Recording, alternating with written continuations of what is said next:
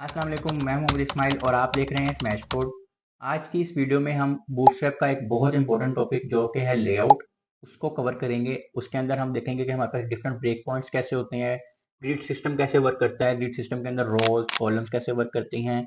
उसके बाद हमारे पास जी हॉरिजेंटल या वर्टिकल अलाइनमेंट कैसे हम उसको चूज करते हैं कि हमने कहाँ पे कौन सी करनी है और उसको कौन सी प्रॉपर्टीज लगा के हम हॉरिजेंटल या वर्टिकल अलाइनमेंट कर सकते हैं।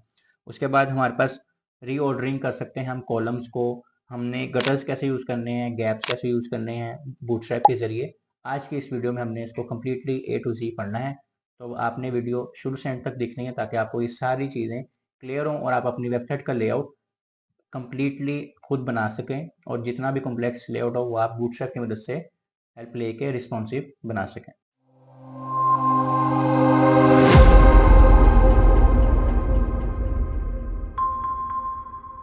आज के लेक्चर में हम पढ़ेंगे ग्रिड सिस्टम।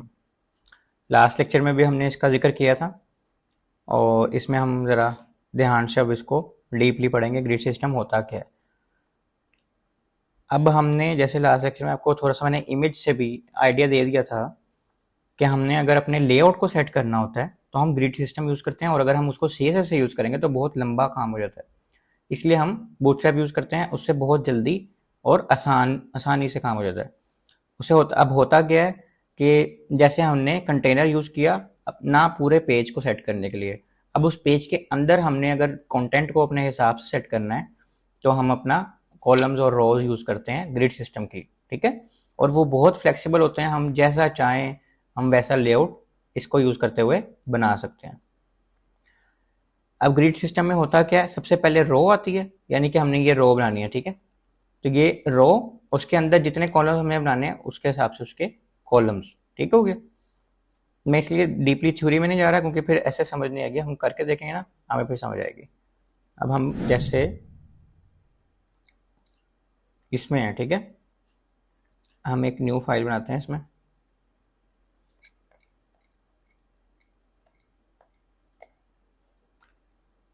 और हमने यहाँ से क्या करना है, हमने यहाँ से CDN कॉपी करना है, ठीक है।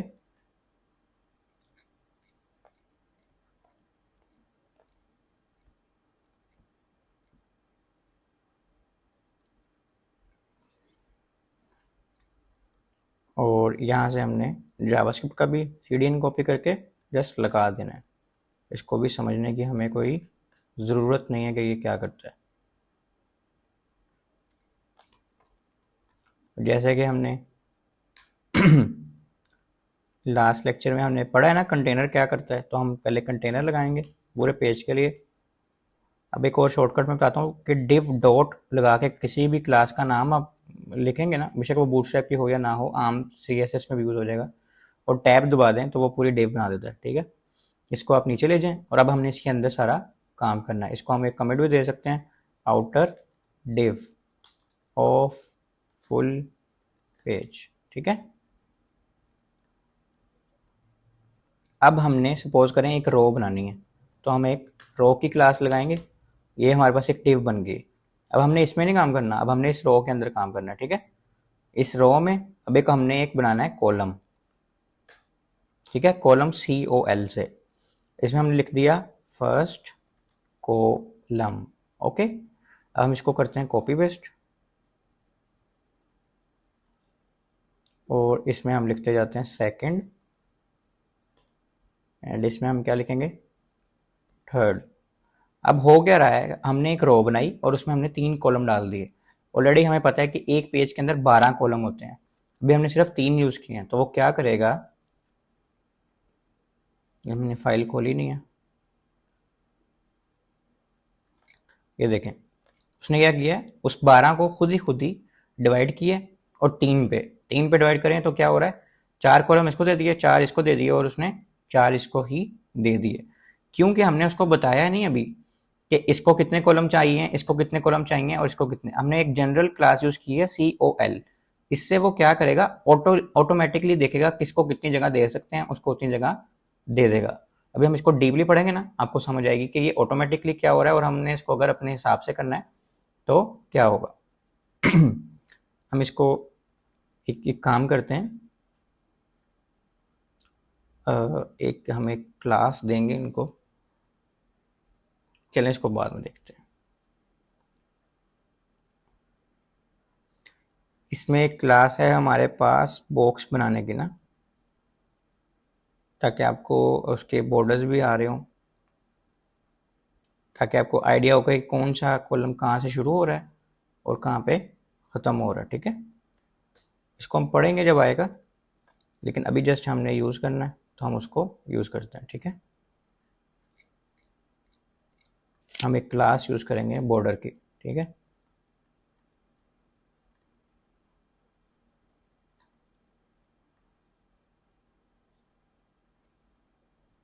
ये देखें, उसने 4 कॉलम इसको दे दिए, 4 इसको, 4 इसको। अब अगर और इसको मैं डिफाइन करना चाहूँ तो उसने 3 इसको दिए, 3 इसको दिए, 3 इसको दिए, कितने हो गए 9, और इसने 1.5 इधर से छोड़ दिया, 1.5 इधर से छोड़ दिया। भैया इसको अगर हम 2 इधर से छोड़ दिए, 2 इधर से छोड़ दिए, जो बाकी रह गए हैं उसको उसने 3 में डिवाइड कर दिया। ज़रूरी नहीं वो पूरा पूरा हिस्सा के 1.5 भी दे सकता है, वो उसने अपने हिसाब से ऑटोमेटिकली डिवाइड कर दिए। ठीक हो गया, क्योंकि हमने कंटेनर यूज़ किया हुआ है। अगर हम कंटेनर फ्लिड यूज़ कर लेते तो क्या होता, तो सबको चारों चारों कॉलम मिलते, क्योंकि हम पीछे से जगह तो छोड़ नहीं रहे होंगे। देखें, वो एंड तक ले गया इसको, इसको भी वो शुरू से ले आया है। तो अभी हम कंटेनर फीड नहीं यूज़ कर रहे, हम इस तरह ही यूज़ करेंगे। ठीक हो गया। अच्छा, अब हमने क्या किया, ऑटोमेटिकली 3 हमने कॉलम यूज़ किया और उसको बॉर्डर्स भी लगा लिए। अब हम आगे चलते हैं कि हमारे पास और क्या क्या पॉसिबिलिटीज़ हो सकती हैं। ठीक है, अब जैसे मैंने बताया कि वो बिल्कुल बहुत फ्लेक्सिबल हैं, आप जैसे चाहें उनको यूज़ कर सकते हैं। हाँ, इसमें एक और चीज़ आती है कि इसमें हर कॉलम वगैरह को ना एक पैडिंग और मार्जिन भी लग रही है। जैसे ये क्लास है, आप CSS में क्लास देते हैं, उसको हर चीज़ दे सकते हैं ना, उसको पैडिंग मार्जिन सारा कुछ। तो उन्होंने एक पूरा सिस्टम बना के हमें दे दिया यूज़ करने के लिए। तो जाहिर सी बात है उन्होंने उसको मेंटेन करने के लिए उसमें पैडिंग मार्जिन भी यूज़ की हुई है, उसने हर चीज़ यूज़ की हुई है। या फिर अभी देखें, जैसे ये पहला कॉलम और दूसरा कॉलम, बीच में कोई स्पेस नहीं है, पर आप चाहते हैं कि स्पेस हो, तो उसके लिए गटर्स यूज़ होते हैं। ठीक है, पर अभी हमने उसमें इस लेक्चर में गटर्स नहीं पढ़ने, इसका एक अलग से लेक्चर आएगा। उससे क्या होगा कि हम इसमें स्पेसेस भी दे सकते हैं, यानी लेफ्ट राइट पे भी दे सकते हैं। कॉलम के ऊपर कॉलम है, उसको नीचे वाले कॉलम से हमने थोड़ा सा स्पेस देनी है तो वो भी दे सकते हैं हम। ठीक है, तो ये सारे काम हम कर सकते हैं। अभी हम सिर्फ ग्रिड सिस्टम पढ़ रहे हैं तो अभी हम इसमें घुसेंगे नहीं, इसको लेकिन हम कवर जरूर करेंगे। अभी जो हमने किया वो किया ऑटो लेआउट कॉलम। हमने उनको नहीं बताया कि 6 कॉलम दो, 5 कॉलम दो, हमने इक्वल विड्थ रखवा दी, उसने खुद ही इक्वल रख दिया उसको। ठीक है, अब हम इसमें आगे चलते हैं कि हम अगर हमने हिसाब से रखना हो तो क्या होगा। अब सपोज करें कि हम इस वाले कॉलम को, अच्छा अब ये याद रखना है कि उसने कॉलम ना 12 पूरे करने हैं। जिस वक्त उसके 12 कॉलम पूरे हो गए ना, वो उससे नीचे लाइन पे चल जाएगा। ठीक है, या तो आप खुद 12 कॉलम पूरे कर दें, उसको ज़्यादा काम दे ही ना करने को।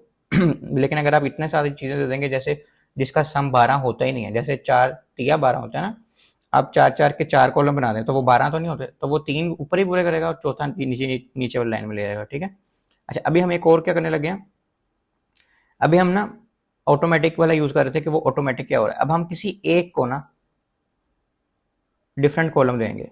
जैसे हमने एक को दे दिए 5 कॉलम, जैसे ये जो बीच वाला है, इसको हमने कहा कि इसके जो कॉलम्स है ना, इसके 5 कॉलम्स हो जाए। ये हमने किया रिफ्रेश। अब उसने क्या किया, अब हमने उसको ये नहीं बताया कि पहले वाले को कितने दो और तीसरे वाले को कितने, उसने सिर्फ हमने दूसरे वाले को कहा कि 5 दे दो। उसने क्या किया, 5 इसको दे दिए, बाकी जितने बचे ना आधे इसको दे दिए, आधे इसको दे दिए। लेकिन अगर हम दोनों में डिफाइन कर देते, हम इसको कहते हैं कि इसको आपने कम से कम 4 तो देने ही है। तो 5 और 4 कितने हो गए 9, 3 पीछे बचे, उसने बाकी के 3 उसको दे देने हैं। तो इनको 5 और 4, ये देखें, ये 5 हो गए, ये 4 हो गए, और जो बाकी बचे वो इसको उसने दे दिए, क्योंकि इसके पास यही बचे थे। अगर हम इसको भी डिफाइन करना चाहें तो हम इसको भी डिफाइन कर सकते हैं, हम इसको खुद से 3 दे दें। ठीक है, ये देखें, अभी 3 इसके पास हैं, 5 इसके पास हैं और 4 इसके पास है। ये हमारी मर्जी, हम जिस तरह मर्जी इसको मैनेज करें। इसको हमने 6 दे दिए, अब क्या होगा, अब उसने अगली लाइन पर डाल दिया। क्यों, इसको सम करें, 6 और 4 10 और 3 13, हमारे पास कितने कॉलम हैं 12। हम कहीं से भी मतलब ये 12 के ज़्यादा नहीं उसमें पूरे कर सकते। ठीक है, तो जैसे 12 से थोड़ा सा भी मार्जिन भी थोड़ी सी ज़्यादा, पर किसी चीज़ को एक्स्ट्रा दे देंगे ना, मार्जिन भी, मतलब जैसे अभी हमने मार्जिन कंटेनर से लगाई, हम अलग से मार्जिन भी लगा सकते हैं। एम एक्स करके इसकी क्लासेस होती हैं, एम वाई एम एक्स, या जैसे मैं अभी बता रहा हूँ गटर्स, तो वो भी हम लगा सकते हैं। लेकिन जैसे वो 12 से ऊपर जाएगा ना काम, वो नेक्स्ट लाइन में ले आएगा, जैसे मैंने पहले भी बताया था। तो हमने क्या करना है, उतने ही देने हैं जितने 12 पूरे कर दे। अब जैसे मैं इसमें से एक कम कर दूं, मैंने ज़्यादा कर दिया था, तो वापस वो अपनी जगह पे आ गए। ठीक है, तो इस तरह हम अपने कॉलम्स के साथ खेल सकते हैं और अपना काम करवा सकते हैं। अच्छा, अब एक और चीज़ क्या है, हम इसको, ये तो हमने देख लिया कि हम इसमें डिफरेंट कॉलम दे सकते हैं। अब हम एक और काम भी कर सकते हैं, हम उसको कह सकते हैं कि इसको दे रहे हैं हम जैसे 4 कॉलम, ठीक है, इसको भी हम 4 कॉलम दे रहे हैं और इसको भी हम 4। इसमें क्या हो रहा है, इक्वली हम उसको दे रहे हैं तीनों को। अब हम उसको कहते हैं कि यार ये जो 4 कॉलम है आपने वो उस हिसाब से यूज़ करना है जिस हिसाब से डिवाइस हो। ठीक है, अब जैसे मैं चाह रहा हूँ, जैसे यहाँ पे लिखा हुआ है कॉल SM8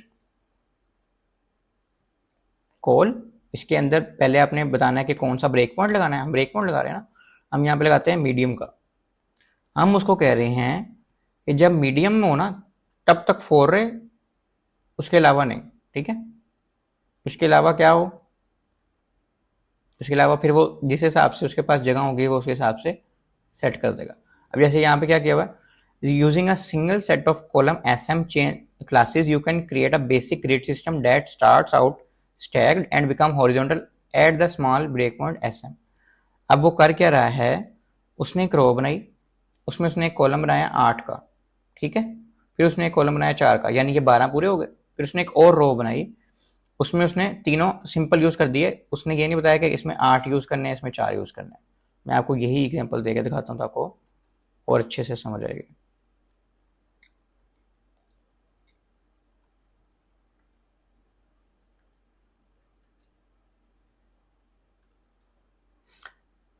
मैं आपको इसको अगेन एक्सप्लेन भी कर देता हूँ, ठीक है।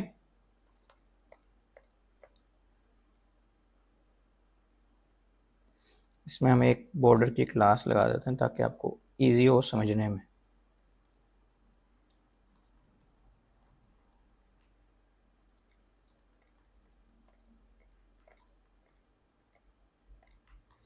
अब उसने यहाँ ना 2 केस स्टडीज दिखाई हैं आपको। एक में क्या हो रहा है, इसमें भी ना मैं पहले आपको इस तरह करके दिखाता हूँ, फिर दूसरे साइड पे चलेंगे हम। इसमें हो क्या रहा है, पहली रो में क्या हो रहा है कि हम पहले कॉलम को कह रहे हैं कि 8 कॉलम ले लो और दूसरे को 4, हम उसको खुद डिफाइन कर रहे हैं, ठीक है। लेकिन नीचे वाली तीनों में ना हमने उसको नहीं बताया कि कौन कितने कॉलम लेगा, उसने खुद ही सोच लिया कि उसमें हमने क्या नाम है 3-3, उसने 4-4 को ना तीनों को डिवाइड कर दिया, क्योंकि हमने उसमें नंबर्स बताए ही नहीं है। जैसे हम कर रहे थे ना पहले ऑटोमेटिकली वाला, वही इसमें भी नीचे वाली रो में ये हो रहा है, ये जो ऑटोमेटिकली वाला हम पहले से कर रहे थे, ठीक है, ये वाला। और ऊपर वाली रो में हम उसको बता रहे हैं कि इसमें 8 लो, इसमें 4 लो। अब हम इसमें एक और चीज डालने लगे हैं। अब हम उसको कह रहे हैं कि जब इसमें स्मॉल डिवाइस में हो ना, स्मॉल डिवाइस तक इसमें 8 लो, इसमें 4 लो, ठीक है। यानी वो क्या होगा, वो हमेशा रिस्पॉन्सिव रहेगा। यानी कि स्मॉल का हमने दे दिया ना, अगर हम मीडियम का दें, आपको मीडियम से करके बताता हूँ आपको तो समझ आएगी उसकी। अब हो क्या रहा था कि यहाँ पे उसने इक्वल नीचे दिए हुए थे कॉलम्स, ठीक है, उसने इतना इतना हिस्सा लिया हुआ था। लेकिन हम ऊपर वाली रो में ये नहीं चाह रहे, हम ऊपर वाली रो में चाह रहे हैं कि इसमें 8 कॉलम ही रहें हमेशा, जब तक हमने मीडियम की डिवाइस यूज करनी है। यहाँ पे हमने MD लिख दिया ना, हम उसको कह रहे हैं कि जब तक मीडियम की डिवाइस होगी तब तक आपने 8 कॉलम इसको देने, 4 इसको देने। ये नहीं कि इसको अगर डिवाइस छोटी हो जाए तो इसको आप इक्वल इक्वल कर दें, यानी कि आधे इसको दे दें आधे इसको नहीं, इस तरह नहीं करना। अब हमने उसको बताया कि जब तक मीडियम की होगी आपने इसको 8 देने, इसको 4 देने हैं। ये देखें, अब ये हमारे पास आ रही है। अब हमने ये छोटे करते गए हैं तो उसने 8 और 4 दे दिए। लेकिन ये देखें, अब ये स्मॉल डिवाइस पे आ गई है। अब ये कौन सी डिवाइस है, स्मॉल, ठीक है। अब स्मॉल में उसने क्या किया, हमने क्योंकि यहाँ पे मीडियम का ब्रेक पॉइंट लगाया हुआ है, ये सारे ब्रेक पॉइंट्स हैं, small, medium, large, extra large. अब क्योंकि हमने मीडियम का ब्रेक पॉइंट लगाया हुआ है, इसलिए उसने मीडियम तक तो सही किया कि उसको 8 दिए ऊपर वाले को और नीचे वाले को क्या दिया, 4। लेकिन ये देखें,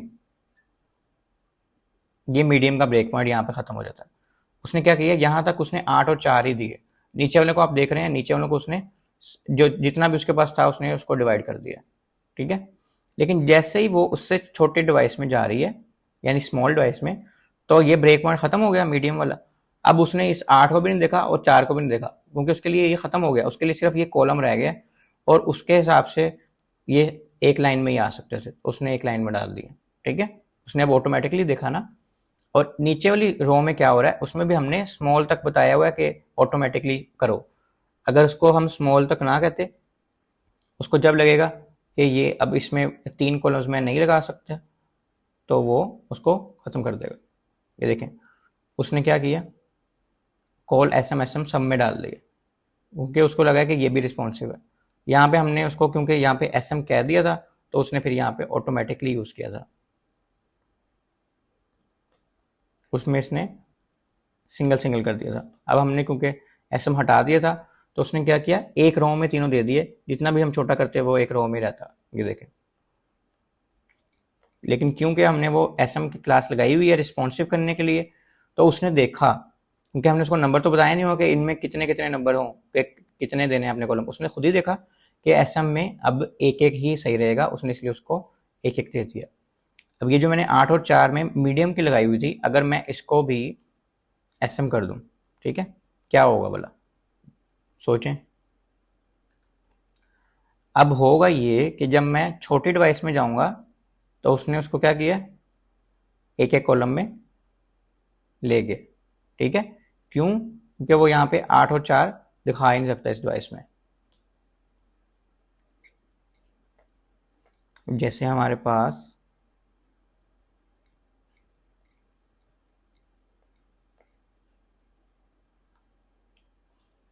और हमारे पास ना इस तरह के डिफरेंट यानी कि वेरिएशन हैं, ज़रूरी नहीं जो मैं आपको करके दिखा रहा हूँ कि 8 और 4 ही हो सकती हैं या 4 और 3 ही हो सकती हैं। आपने 12 पूरे करने हैं, आपने लेआउट जैसा रखना है ना आप रख सकते हैं, जैसे मैं आपको पहले भी एग्जांपल दी है।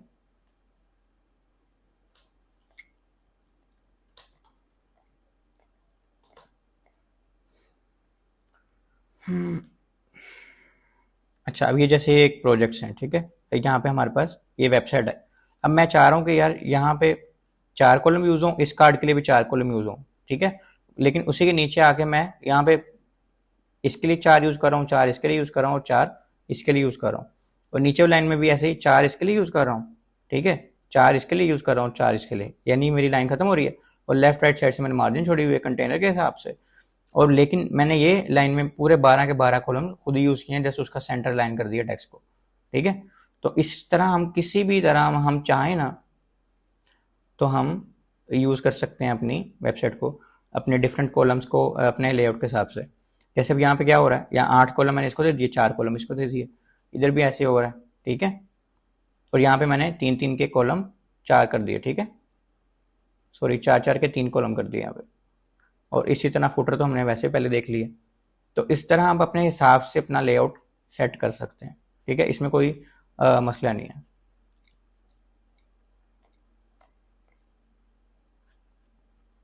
अच्छा, उसके बाद हमारे पास है जी, अब हमने रिस्पॉन्सिव वाला भी पढ़ लिया। ये वेरिएबल का मतलब ये है कि हम वहाँ पे ब्रेक पॉइंट लगा रहे हैं, ठीक है, कॉलम लगाना है, फिर ब्रेक पॉइंट लगाना है, जो भी ब्रेक पॉइंट लगाना हो, small, medium, large, extra large. और अगर आप यहाँ पे छोड़ देंगे तो वो ऑटो हो जाएगा। अगर यहाँ पे आप 4 2 3 4 5 6 7 8 कुछ भी लिखेंगे, तो वो वहाँ पे उस हिसाब से नंबर के हिसाब से चलेगा, ठीक है।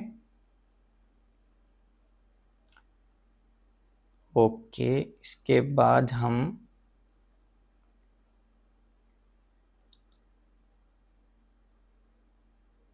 अच्छा ये हमने देख लिया है। इसके बाद हमारे पास डिफरेंट किस्म के आ रहे हैं। Don't want your column to simply stack in some grid tiers, use a combination of different classes for each tier as needed, see the example. अब जैसे वो बता रहा है कि यहाँ पे हमने क्या किया है, यहाँ पे हमने मीडियम के लिए 8 कॉलम रख दिए हैं, और यहाँ पे मीडियम के लिए 4 रख दिए हैं। लेकिन मीडियम से स्मॉल जितनी भी डिवाइसेज होंगी ना, उसमें क्या होगा, ये कॉलम 6 ले लेगा, ठीक है। इसमें क्या हो रहा है कि हमने उसको वैसे 6 कॉलम दिए हुए हैं, लेकिन जब मीडियम डिवाइस में हो तो क्या हो जाए, 4 कॉलम हो जाए, यानी मीडियम से छोटी में 6 हो जाए।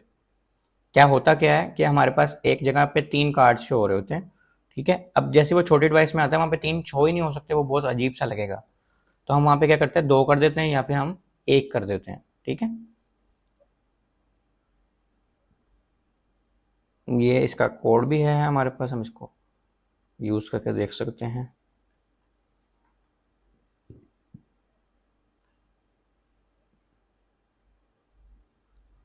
हम इसके अंदर लगाते हैं कोड। ठीक है, और ये जस्ट एग्जांपल है इसलिए मैं खुद कॉपी को पेस्ट कर रहा हूँ कोड, वरना आप लिख भी सकते हैं, ऐसा हमको मसला नहीं है। ठीक है,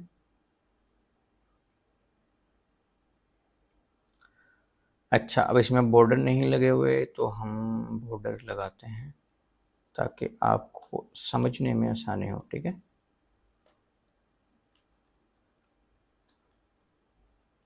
इसकी आपने जितनी प्रैक्टिस करनी है ना उतना आपको ये अच्छे से क्लियर होगा। टॉपिक काफ़ी इंपॉर्टेंट टॉपिक है और इससे आपकी कह लें 90% तो वेबसाइट वैसे ही रिस्पॉन्सिव हो जाएगी। ठीक हो गया, रिफ्रेश करते हैं, नीचे वाला हम एक दफ़ा कमेंट करते हैं। चलिए जी, अब हो क्या रहा है मैं बताता हूँ, एक एक लाइन लेके चलते हैं हम। ठीक है, यहाँ पे भी हम ना एक एक लाइन लेके चलेंगे। इसको भी कमेंट करें। अभी हमारे पास ये है, अब उसमें वो बता रहा है कमेंट में कि हो क्या रहा है। उसमें हो क्या रहा है, हम पहले क्लासेस पढ़ते हैं कि हमने पहले एक क्लास दी कि इसमें 8 कॉलम लगा दो मीडियम डिवाइस तक। जब तक मीडियम डिवाइस रहे तब तक इसके 8 कॉलम रहें, इससे छोटे डिवाइस में इसके वो फिर खुद ही देख लेगा। ठीक है, और इसमें हम साथ वाली ही में बता रहे हैं कि इसके वैसे ऑटोमेटिकली, यानी जब हम ब्रेक पॉइंट ना दें तो इसका मतलब है ऑटोमेटिकली देख ले के 6 इसमें 6 रहें। ठीक है, लेकिन जब मीडियम में वो जाए तो 4 हो, मीडियम में या मीडियम से बड़ी में जाएगी तो वो 4 हो जाएंगे। वैसे उसके कितने, उससे छोटी में कितने रहेंगे, 6। ठीक है, तो हम इसको जाके सिर्फ देखते हैं। यहाँ पे उसमें लिखा भी है, stack the column on mobile by making one full width and the other half width. अच्छा, अब हमारे पास इसमें 8 है क्योंकि ये हमारी मीडियम से बड़ी डिवाइस है, या मीडियम भी इसको कंसीडर कर सकते हैं। तो मीडियम कर लें या मीडियम से बड़ी, तो इसमें 8 और इसमें 4 उसने बताया था। लेकिन उसने कहा था, ये देखें, उसने कहा था जब ये मीडियम में जाएगी ना तो इसमें 4 हो जाएंगे। ठीक है, और इसमें जब मीडियम में जाएगी तो इसके 8 हो जाएंगे। इसको हम इंस्पेक्ट करते हैं। ठीक है,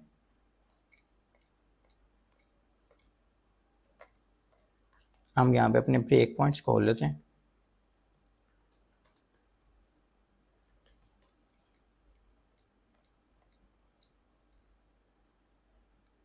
अच्छा जी, मीडियम का हमारा क्या है, 768। ओके हो गया, हम जाते हैं, ये देखें, अब यहाँ पे यहाँ तक हमारे पास लार्ज डिवाइस है। ठीक है, अब हम ये मीडियम से नीचे जब जाएंगे ना, यानी ये 757 पे चले गए हैं, 768 तक ना मीडियम कंसीडर होगी या मीडियम से बड़ी कंसीडर होगी, तब तक हमारा ये ब्रेक पॉइंट चलेगा जो हमने मीडियम के साथ यूज़ किया ना।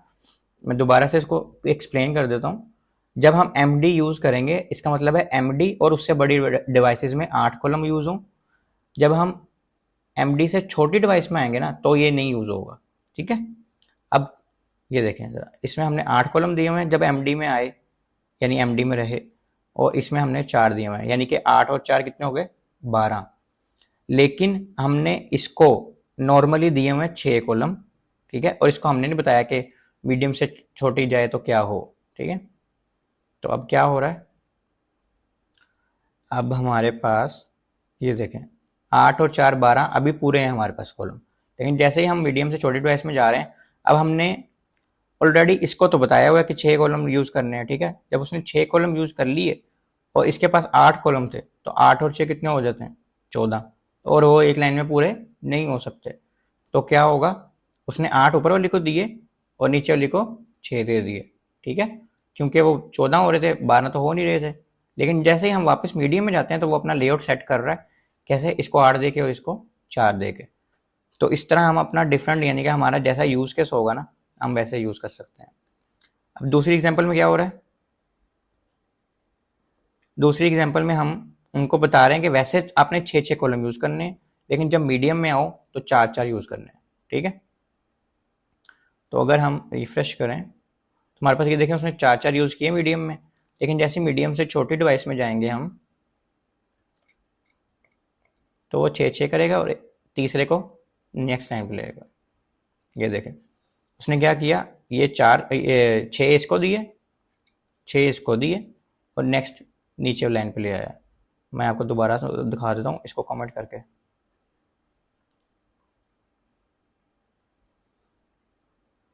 ये देखें हमने उसको कहा कि जब मीडियम डिवाइस हो या मीडियम से बड़ी हो, मतलब मीडियम का ब्रेक पॉइंट लगाते हैं तो यानी कि ऊपर से हम वापस आ रहे हैं तो मीडियम तक वो यही रहेगा, मीडियम से छोटी में ये नहीं लगेगा। तो हम उसको कह रहे हैं 4 के 3 लगा लो।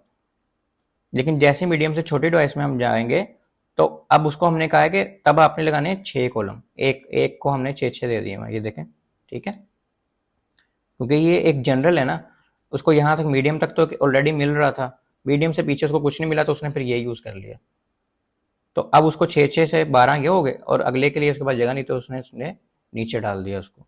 ठीक है, ये सिंपल सी एक चीज़ थी।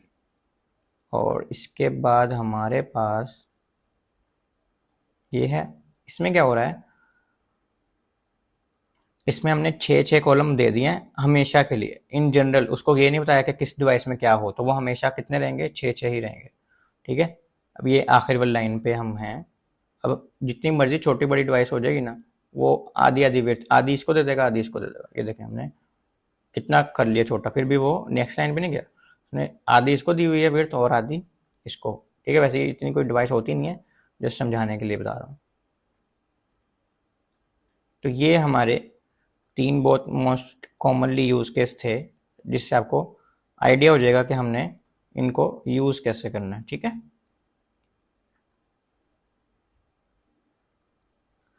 अच्छा उसके बाद हमारे पास जो है वो है रो कॉलम।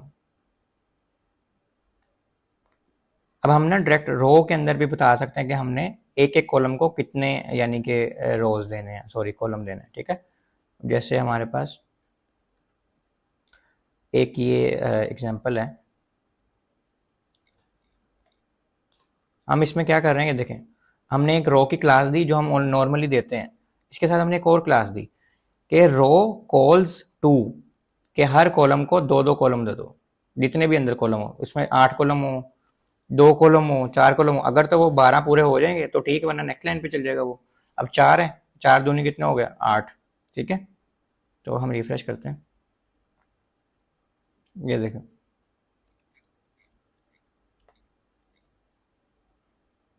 इसको हम बॉर्डर भी दे देते हैं।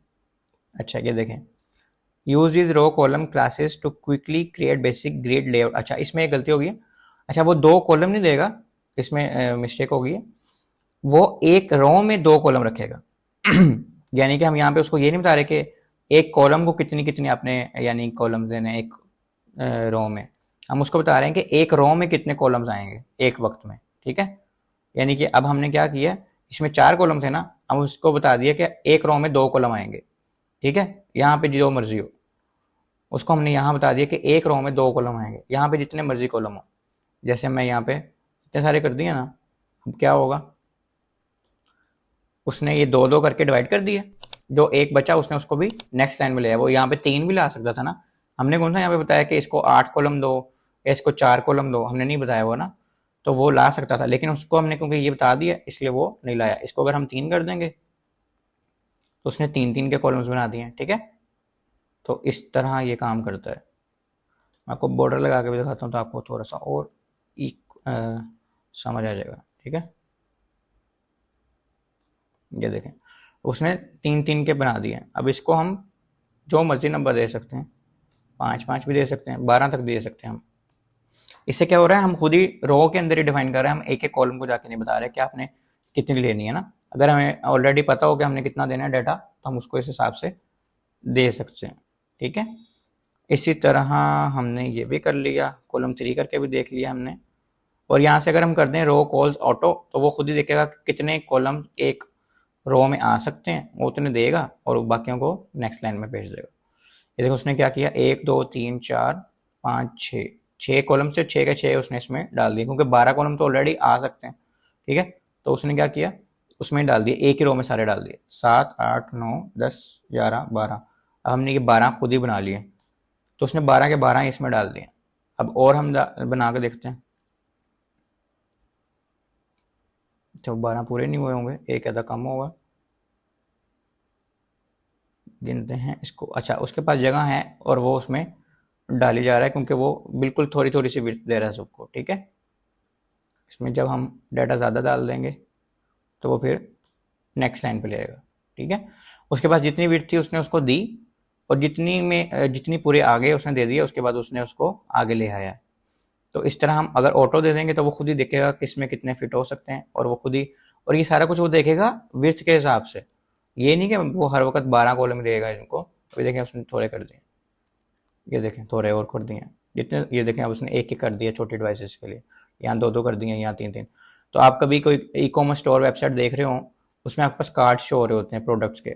आप अगर वही देखेंगे, जैसे दराज है, आप उसको देखेंगे डेस्कटॉप पे, तो वो आपके पास क्या नाम है, ज़्यादा सारे कार्ड्स होंगे। अब उसको ही मोबाइल पे देखेंगे तो आपके पास उसमें एक के कार्ड एक वक्त में शो हो रहा होगा, ठीक है। जैसे भी देखें 1 2 3 4 5 6,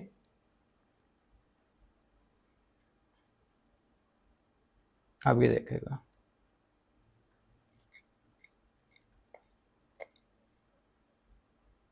अच्छा, इन्होंने क्योंकि डेस्कटॉप के लिए अलग से ऐप बनाई हुई है ना, तो उन्होंने बूटस्ट्रैप थोड़ी यूज़ किया होगा, तो उन्होंने उसको सेट ऐसे नहीं किया हुआ। पर उन्होंने देखें कितना बहुत छोटा साइज़ कर दिया, तो रीडेबल ही नहीं है ये। तो बहरहाल आपको समझाने का मकसद ये है कि वो ब्रेक पॉइंट के हिसाब से, यानी कितनी भी विड्थ है उस हिसाब से अपने आप को मैनेज कर लेता है, ठीक है।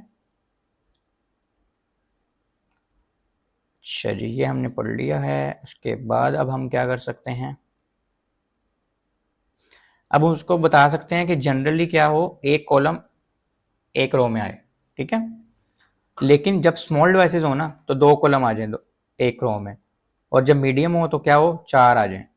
यानी हम उसको और हर ब्रेक पॉइंट के लिए अलग अलग बता रहे हैं।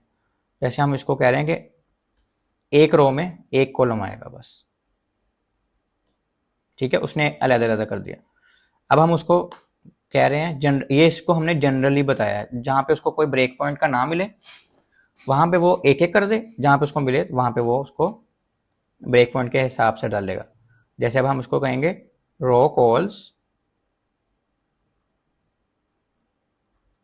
SM और 2, जब स्मॉल डिवाइसेज हो ना तो 2 कॉलम्स हो जाएं। अभी हमने उसको, अब ये 2 कॉलम्स हो गए, ठीक है, क्योंकि हमने उसको और कोई ब्रेक पॉइंट नहीं दिया हुआ। अब हम उसको देते हैं रो कॉल्स MD4, ठीक है। हमने रिफ्रेश किया, अब ये मीडियम के हिसाब से भी ब्रेक पॉइंट उसको मिल गया, तो उसने उसको मीडियम के हिसाब से भी कर दिया। इसी तरह हम लार्ज डिवाइसेस और एक्स्ट्रा लार्ज डिवाइसेस के लिए भी कर सकते हैं। आखिरी जो इसमें चीज़ हमने पढ़नी है वो है नेस्टिंग। लेक्चर थोड़ा सा बड़ा हो गया है, लेकिन ये बहुत इंपॉर्टेंट लेक्चर है, और मेरा दिल था कि एक ही लेक्चर में आपकी ग्रिड कम से कम खत्म हो जाए, वरना मैं अगर इसको पार्ट्स में डिवाइड करता तो आपको समझ ना आएगी, ठीक है। नेस्टिंग में क्या है कि आप एक ही कॉलम के अंदर दोबारा से 12 कॉलम भी बना सकते हैं, ठीक है।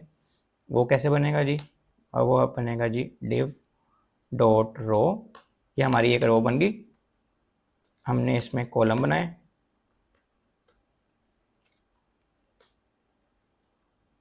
ये हमने 2 कॉलम बनाए, इसको लगा दिया हमने बॉर्डर, इसको भी हमने लगा दिया बॉर्डर,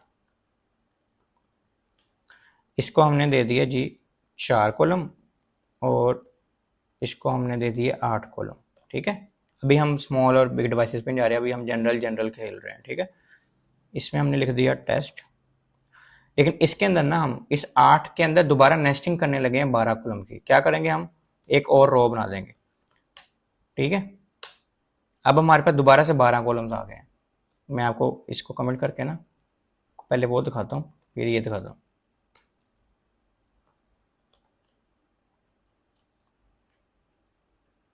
ये देखें, इसको 8 कॉलम दिए हुए हैं और इसको हमने 4 कॉलम। अब इस 8 के अंदर दोबारा से हमारे पास 12 कॉलम्स कैसे बन सकते हैं, यानी कि हमने सिर्फ इस हिस्से में ये जो 8 कॉलम वाला है, इस हिस्से में, इस हिस्से को भी दोबारा 12 में हमने अगर डिवाइड करना है तो हम कैसे कर सकते हैं। हम उसके लिए इसके अंदर एक और रो बनाएंगे, और उस रो को दोबारा हम 12 हिस्सों में डिवाइड कर सकते हैं। जैसे इसको मैं 6 में और दोबारा 6 में डिवाइड कर सकता हूँ, ठीक है। तो मेरे 12 पूरे हो जाएंगे। वो 12 होंगे उस 8 के अंदर में से ही, ठीक है। कंफ्यूज नहीं होना, इतनी इतनी कोई रॉकेट साइंस नहीं है, सिर्फ समझाना है। समझना ये है कि हमने इसको 8 में डिवाइड किया, इसको 4 में। अब इस 8 के भी तो 12 हिस्से हो सकते हैं ना, तो हमने इसके अंदर एक रो बनाई और उस 12 हिस्सों को आधा आधा डिवाइड कर दिया। तो क्या हुआ, वो आधा आधा डिवाइड हो गया। इसमें हम लिखते हैं 6 एंड 6, ठीक है। इसमें हम अभी कुछ नहीं लिखते। ये देखें उसने उस 8 को भी 6 में डिवाइड कर दिया और यहाँ पे कितने रह गए, 4। अब ये 12 से तो ज़्यादा बन गए हैं, लेकिन टेक्निकली ये 12 से ज़्यादा नहीं है। क्यों? क्योंकि इसको हमने 8 को ही फिर दोबारा 12 हिस्सों में कर दिया, ठीक है। तो ये इस तरह हम नेस्टिंग भी खेल सकते हैं कॉलम्स के साथ। तो हम अपना जो लेआउट है इसको और हम कस्टमाइज कर सकते हैं जैसे हम चाहें। दो किस्म की अलाइनमेंट होती है, वर्टिकल अलाइनमेंट और हॉरिजॉन्टल अलाइनमेंट। वर्टिकल अलाइनमेंट में क्या होता है कि ऊपर से नीचे हम किसी चीज़ को सेट कर रहे होते हैं, और हॉरिजॉन्टल में लेफ्ट टू राइट होता है। तो सबसे पहले हम वर्टिकल अलाइनमेंट देखेंगे, और वर्टिकल अलाइनमेंट में हमारे पास ये सबसे पहले एक एग्जांपल है, ठीक है। इसको हम खोलते हैं। इसको हम ट्राई करना चाहें तो ट्राई भी कर सकते हैं, लेकिन मैं आपको यहीं से भी सिखा सकता हूँ। इसको हम वरना मेरे पास कॉपी भी कर सकते हैं, मैं आपको चला के भी दिखा सकता हूँ। अपना नई फाइल बनाते हैं हम एक, ठीक है, अलाइनमेंट के नाम से, और इसको हम .html, ठीक हो गया। ये हमने जो कॉपी किया था कोड, ये हमने सारा इसमें डाल दिया। अब इसमें क्या क्या हो रहा है मैं आपको एक एक करके समझाता हूँ, ठीक है। ये स्क्रिप्ट का टैग है, ये हम बॉडी से ऊपर लिखते हैं, ठीक हो गया। बाकी हमारे पास ये बूटस्ट्रैप के जो CDN लिंक्स हैं ये वही लगे हुए हैं, ठीक है, और कोई इसमें नई चीज़ नहीं आई। बॉडी को इन्होंने क्लासेस दी हुई हैं सिर्फ आपको समझाने के लिए कि ये काफ़ी प्यारा सा जैसा अगर आपको समझ आए समझने में। तो मैं आपको एक एक करके ख़त्म भी करके दिखा देता हूँ कि किससे क्या काम हो रहा है, ठीक है। तो अभी हमने पैडिंग पढ़ी नहीं है तो हम इसको ख़त्म कर सकते हैं। मार्जिन भी हमने नहीं पढ़ी हुई, ठीक है। बॉर्डर दिया हुआ है, सिंपल बॉर्डर की प्रॉपर्टी हम आगे जाके पढ़ेंगे भी। एक ही उनको बैकग्राउंड कलर दिया हुआ, सही है। और उसके अलावा जो मेन यहाँ पे क्लास है ना, एक ये है, ठीक है। इसमें क्या किया, पूरी बॉडी को हमने क्या दिया हुआ ताकि हम पढ़ने में, यानी कि ये समझने में, सिर्फ एग्जाम्पल को समझने में आसानी हो। इससे क्या हो रहा है कि वो एक रो बना रहा है, ठीक है। ये जो पूरी आपको तीनों कॉलम्स की रो बन रही है, बस ये मैंने ख़त्म कर दिया तो ये रो ख़त्म हो गई है। तो इसको हम लगा भी सकते हैं, सिंपल एक क्लास है। असल जो मैक्स काम हो रहा है हमारा वो इस क्लास के साथ हो रहा है। हम कर क्या रहे हैं, फ्लेक्स बॉक्स यूज़ करते हुए हम अलाइनमेंट कर रहे हैं, ठीक है। फ्लेक्स बॉक्स एक नया टॉपिक है आपके लिए, ठीक है। तो इसको हम इंशाल्लाह कवर करेंगे, डीपली कवर करेंगे बूटस्ट्रैप के अंदर ही। ये सारा काम हमारा फ्लेक्स बॉक्स के साथ हो रहा है, तो इसलिए हमने उसको ये क्लास दी हुई है बॉडी पूरे को। अब जो हमारा टॉपिक है इस लेक्चर का, वो क्या है कि हमने वर्टिकल अलाइन करना है अपने कॉलम्स को। तो अभी हमने क्या किया, अलाइन आइटम सेंटर, ठीक है। अभी रिफ्रेश करते हैं। अब हम चाह रहे हैं कि जो हमारे कॉलम्स है ना वो शुरू से स्टार्ट ना हो, यानी ऊपर से नीचे में शुरू से स्टार्ट ना हो, सेंटर से स्टार्ट हो, ठीक है। तो हम अलाइन आइटम सेंटर कर देंगे तो वो सेंटर में हो गए। ऐसे अलाइन आइटम एंड कर देंगे हम, तो क्या हो जाएगा, वो एंड से स्टार्ट हो जाएगा, ठीक है। तो इस तरह करके हम अपनी अलाइनमेंट सेट कर सकते हैं अपने कॉलम्स की, अपने लेआउट के हिसाब से, ठीक है। यहाँ हम प्रॉपर्टीज़ पढ़ेंगे, उनको कैसे और कब यूज़ करना है ये आपने डिसीजन लेना है, ठीक है। आपको यहाँ पे हम प्रॉपर्टीज़ बता सकते हैं कि कौन सी कैसे कब यूज़ होनी है। अब आपकी वेबसाइट के हिसाब से क्या यूज़ होना है, कब यूज़ होना है, वो आपने डिसीजन लेना है, ठीक है। तो यहाँ पे आपने पूरा कॉन्सेप्ट क्लियर कर लेना है कि क्या क्या कैसे कैसे हो सकता है, कहाँ करना है और कब करना है, ये आपने सोचना है। और ये कैसे सोचना है, प्रैक्टिस करके। जितनी मैक्सिमम प्रैक्टिस आप करेंगे उतना मैक्सिमम आपको समझ आएगी कि आपने क्या करना है, ठीक हो गया। तो हमने ये तीनों प्रॉपर्टीज़ पढ़ ली हैं। हम इनको अलग-अलग भी दे सकते हैं और इनको साथ साथ भी दे सकते हैं। अच्छा, अब क्या सीन है कि हमने एक दफ़ा दिया रो को और ये चीज़ें हो गई। अब अगर हम चाहते हैं कि यार ये वाला स्टार्ट से हो, ये वाला सेंटर से हो और ये वाला एंड से हो, या जिस तरह भी हम, यानी कि सिंपल सिंपल एक एक कॉलम को अलाइन करना चाहते हैं। अभी हम पूरी रो को इकट्ठा कर रहे थे यहाँ पे, ठीक है, पूरी रो को कर रहे थे। तो उसके लिए क्या प्रॉपर्टी है, आपने फिर रो में कोई प्रॉपर्टी नहीं देनी और कॉलम्स के अंदर प्रॉपर्टी देनी है, ठीक है। यानी कि ये हम यहाँ से ख़त्म कर देंगे, और हम यहाँ पे एक प्रॉपर्टी देंगे, स्टार्ट किया, यहाँ से हम मर्ज़ी है हमारी, जैसे मर्ज़ी हम दें चाहे, और यहाँ पे भी हम एक हर कॉलम में, यानी हमने जैसे भी चाहते हैं ना वैसे इसको दे सकते हैं। तीन ही इसके वैल्यूज़ हैं, स्टार्ट, एंड और सेंटर। ठीक है, तो हम जाके देखते हैं हमारे साथ क्या हुआ। अभी देखिए हमने पहले कॉलम को कहा कि वो एंड से यानी कि स्टार्ट करे, एंड पे हो। ठीक है, वो एंड पे आ गया, वर्टिकल अलाइनमेंट में एंड पे यानी कि सबसे नीचे। और दूसरे को हमने कहा स्टार्ट से हो जाए, तो वर्टिकल अलाइनमेंट में स्टार्ट का मतलब सबसे ऊपर। और तीसरे को हमने कहा कि वर्टिकल अलाइनमेंट में सेंटर में हो, तो वो सेंटर में हो गया। तो इसको हम अपने हिसाब से एक से ज़्यादा भी दे सकते हैं, एक जैसे, तो इसमें कोई ऐसा मसला नहीं है। मैं इसलिए आपको एक दो एग्जांपल्स करके दिखा रहा हूँ। ठीक है, तो हम पूरी रो को भी कर सकते हैं और हम एक एक कॉलम को भी कर सकते हैं। इसी तरह हमारे पास एक और एग्जांपल है, जस्टिफाई कंटेंट अगर हम दें, ठीक है, इसको हम यहाँ से देखते हैं। ये देखें हम ज़रा, या फिर इसको हम ऐसे करते हैं, यहाँ से करते हैं कॉपी। ठीक है, और फिर मैं आपको करके दिखाता हूँ इधर।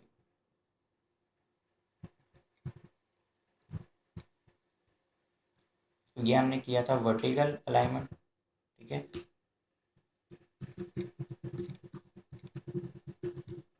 और इसी के अंदर अब हम जस्टिफाई वाला करने लगे हैं।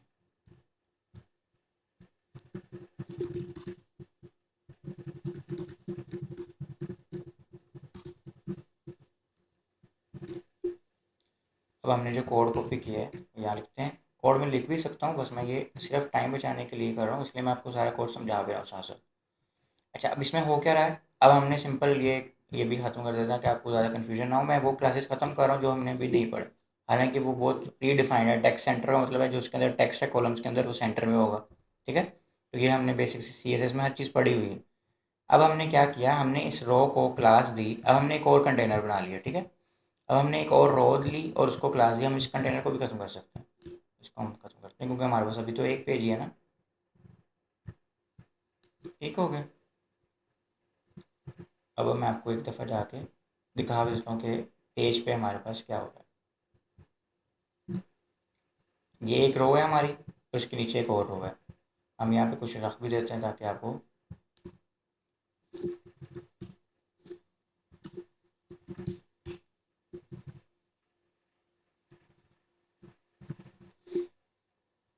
ये भी हम आगे आगे पढ़ेंगे भी, पर अभी हम इसको चलें ऐसे देते हैं, लाइन ब्रेक। ठीक है,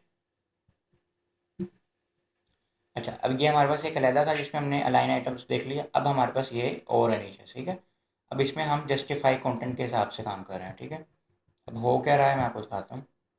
हमने पहले तो इस तरह ये एक प्रॉपर्टी दे दी, रो पूरी रो को दे दी कि जस्टिफाई कंटेंट हो जाए और स्टार्ट से हो जाए। सही हो गया, ये एक रो बनाई हमने और उसमें दो कॉलम्स बनाए, और उसको हमने कह दिया कि जो कंटेंट है वो जस्टिफाई कंटेंट हो जाए और वो स्टार्ट से हो जाए। ठीक है, तो उसने क्या किया, उसने ये दोनों स्टार्ट में रख दिए कॉलम्स। फिर हमने एक और रो बनाई, उसमें हमने क्या किया, उसको कहा सेंटर से हो जाए। ये देखा, उसने क्या किया, दोनों कॉलम्स को सेंटर में कर दिया। ये अलग अलग रोज हैं, ये ध्यान में रखना है, एक रो नहीं है। फिर एक और रो ने उसको कहा एंड पे आ जाओ, उसने एंड पे लाया। अब इसकी तीन से ज़्यादा वैल्यूज़ हैं। उस अगली में क्या क्या, अराउंड हो जाओ, तो अराउंड में उसने क्या किया, उसने खुद ही स्क्रीन के हिसाब से वो कॉर्नर्स पे ले गया।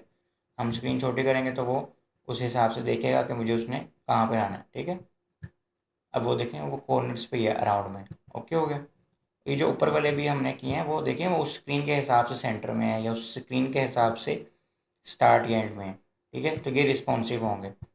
इसके बाद हमारे पास एक और है कि बिटवीन, कंटेंट बिटवीन। ठीक है, तो ये उसने कंटेंट बिटवीन कर लिया।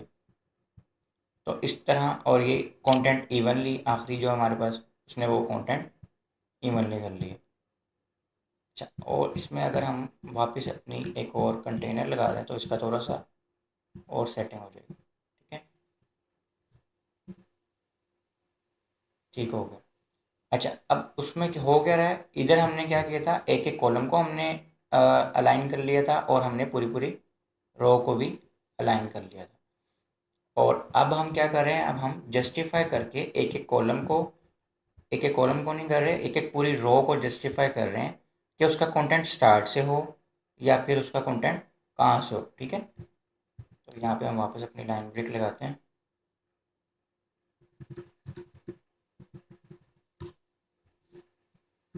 अच्छा, इसका एक शॉर्टकट मैंने आप लोगों को शायद पहले भी बताया था कि डॉट करके आप अपनी क्लास का नाम लिखेंगे ना तो वो डिव खुद ही बना देगा। ठीक है, जैसे मैं क्लास का नाम रो देता हूँ सपोज, तो ये उसने खुद ही एक रो बना देगा, एक्स्ट्रा रो। ठीक है,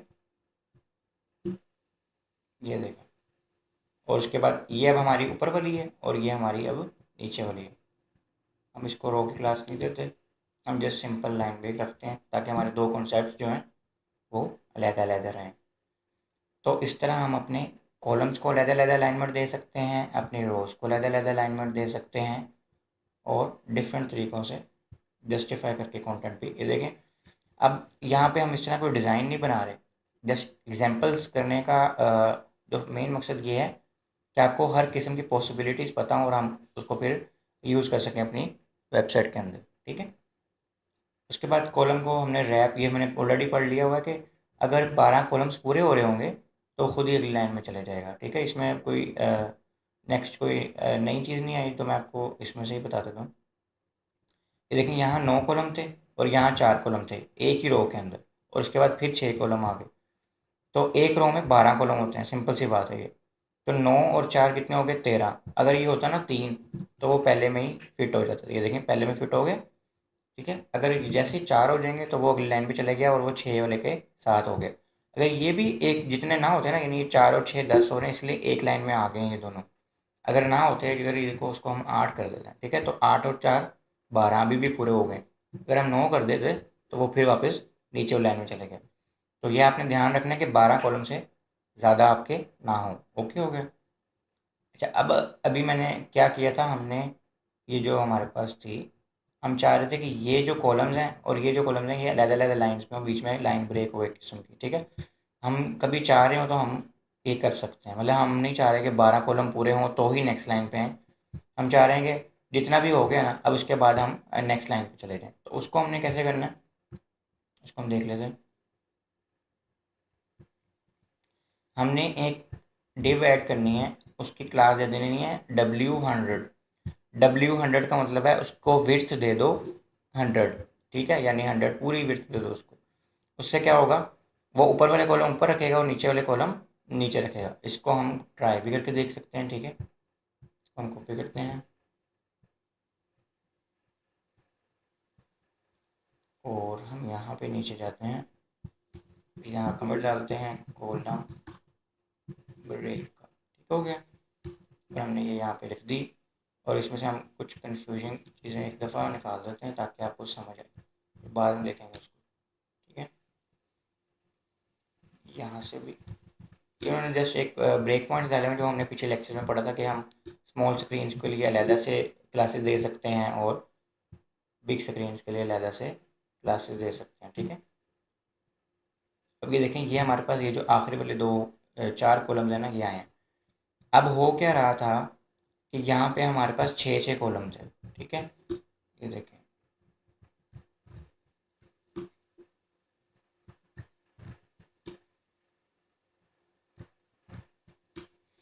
अब यहाँ पे 6 कॉलम है, 6 कॉलम एक रो के अंदर 6 6 हो गए, तो 12 तो ये वैसे ही हो गए, तो उसको अगली लाइन पे ही जाना था। ठीक है, लेकिन वो लोग क्योंकि ब्रेक पॉइंट्स यूज़ कर रहे थे इसलिए वो हो रहा था। अब मैं ये कहता हूँ कि यहाँ पे 4 हो जाए। ठीक है, और यहाँ पे 4 हो जाए। अब ये कितने हो गए, ये 8 कॉलम हो गए।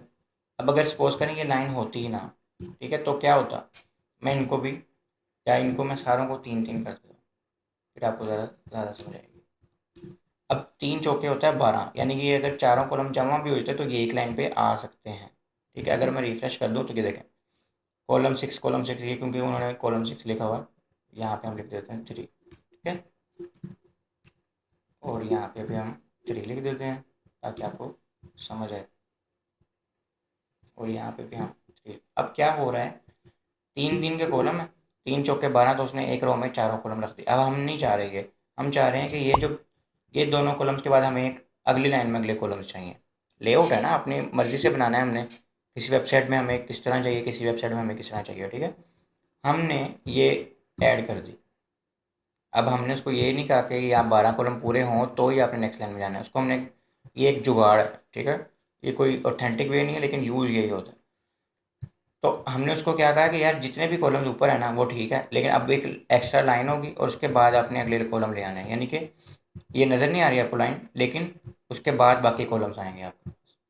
अब हम करते हैं रिफ्रेश, अभी देखें ये उसने 2 कॉलम में लिख रहा है, ये एक एक्स्ट्रा लाइन खाली, क्योंकि हमने उसमें कुछ लिखा नहीं हुआ, अगर हम यहाँ कुछ लिख देंगे तो वो भी नज़र आ जाएगी, ठीक है। और इस लाइन को ख़त्म कर हाइड करने के भी बहुत सारी हमारे पास प्रॉपर्टीज़ हैं, हाइडन कर सकते हैं हमने इस CSS में ऑलरेडी पढ़ा हुआ है, ठीक है। और बाकी के 2 कॉलम उसके नीचे आ रहे हैं, तो ये लाइन ब्रेक लगानी है ना अगर हमने, तो उसके लिए हम ये मेथड यूज़ करते हैं, ठीक हो गया। तो सिंपल सी एक नई सी प्रॉपर्टी है।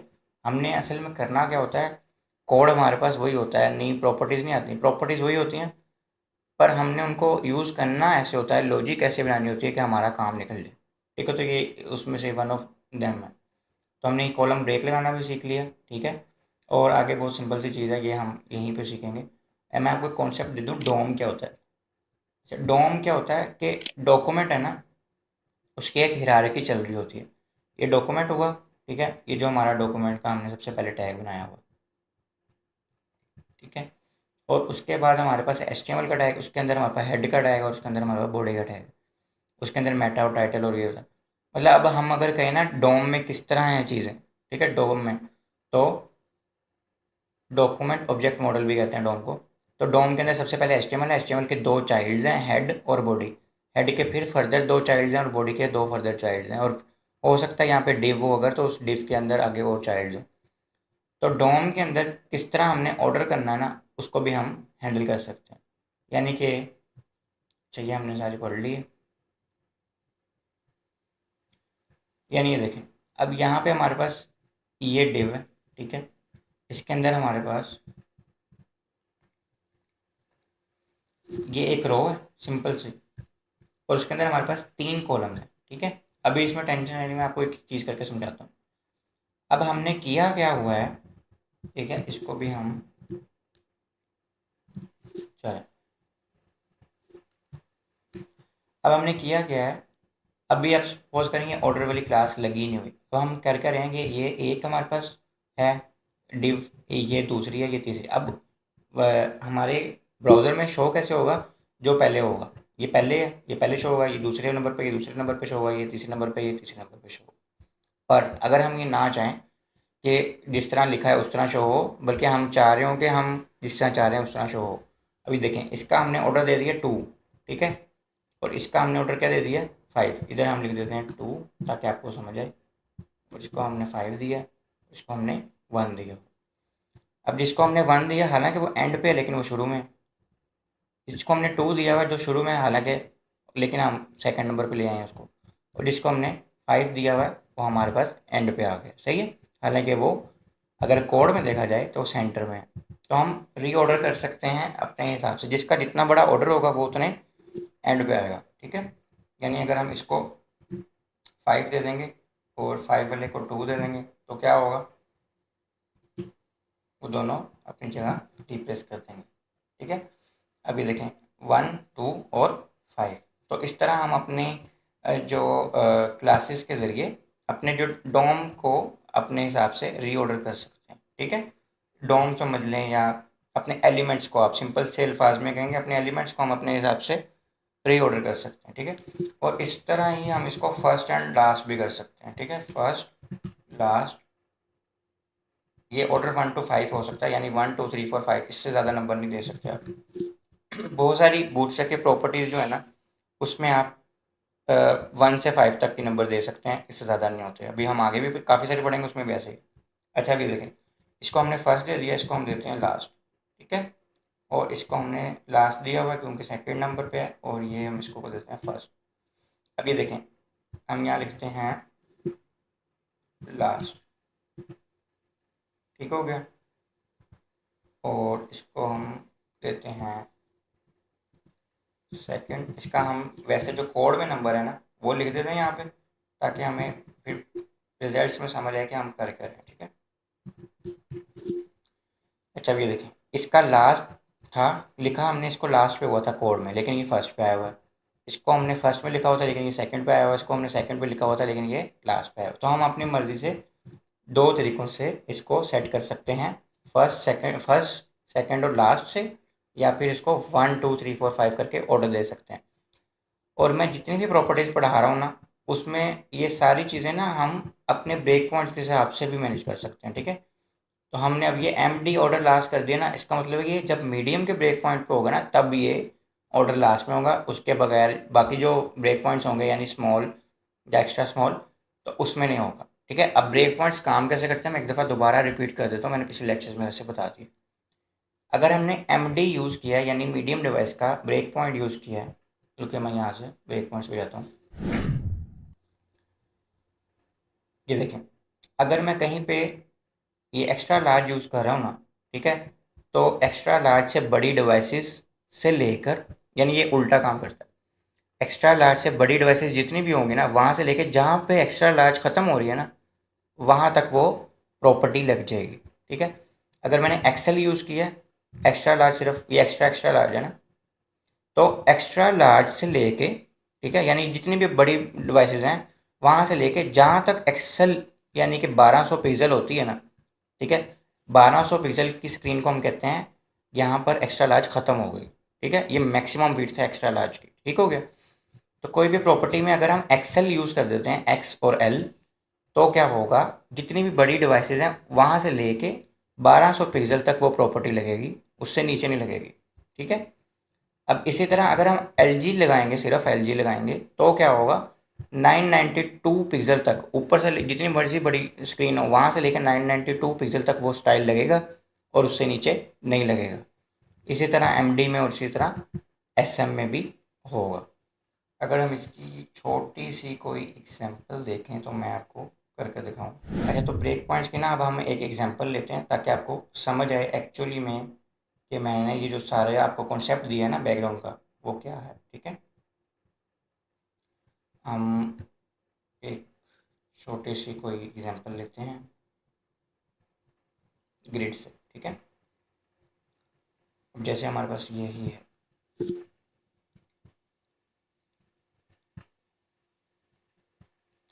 अब हमारे पास हो क्या रहा है इसमें कि हमारे पास एक रो है और 3 कॉलम्स बने हुए हैं, ठीक है। अब अगर हम इसको कह दें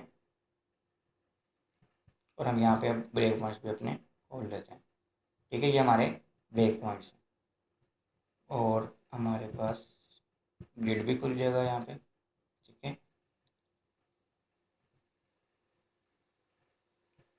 और अब हम इनको एक एक ब्रेक पॉइंट के साथ काम करके देखते हैं, सही है।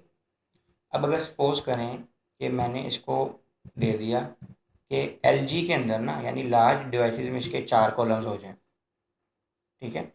अब हो क्या रहा है कि ऊपर से लेके एल जी तक जितनी भी डिवाइसेस हैं ना उसमें ये इसके 4 कॉलम्स हो जाएंगे, सही है। और अगर हमने इसको अब जैसे हमने इसको 4 सिर्फ 4 दे दिया ना, तो अब ये सारी डिवाइसेस के अंदर 4 ले लेगा, ठीक है। सिंपली ये 4 कॉलम्स ले लेगा और बाकी भी 4 4 ले रहे हैं तो इसलिए आपको फ़र्क नहीं लगा सर आ रहा। अगर इसको हम 7 दे दें तो अब इसने हर डिवाइस के अंदर जिस मर्जी डिवाइस में चले जाए ना तो 7 कॉलम ले लेने हैं, ठीक है, छोटी में भी बड़ी में भी सारा कुछ। अब इसके हम थोड़ा सा ना इसको चेंज भी कर देते हैं ताकि आपको समझ आए कि कौन सा कॉलम है ये, ठीक हो गया।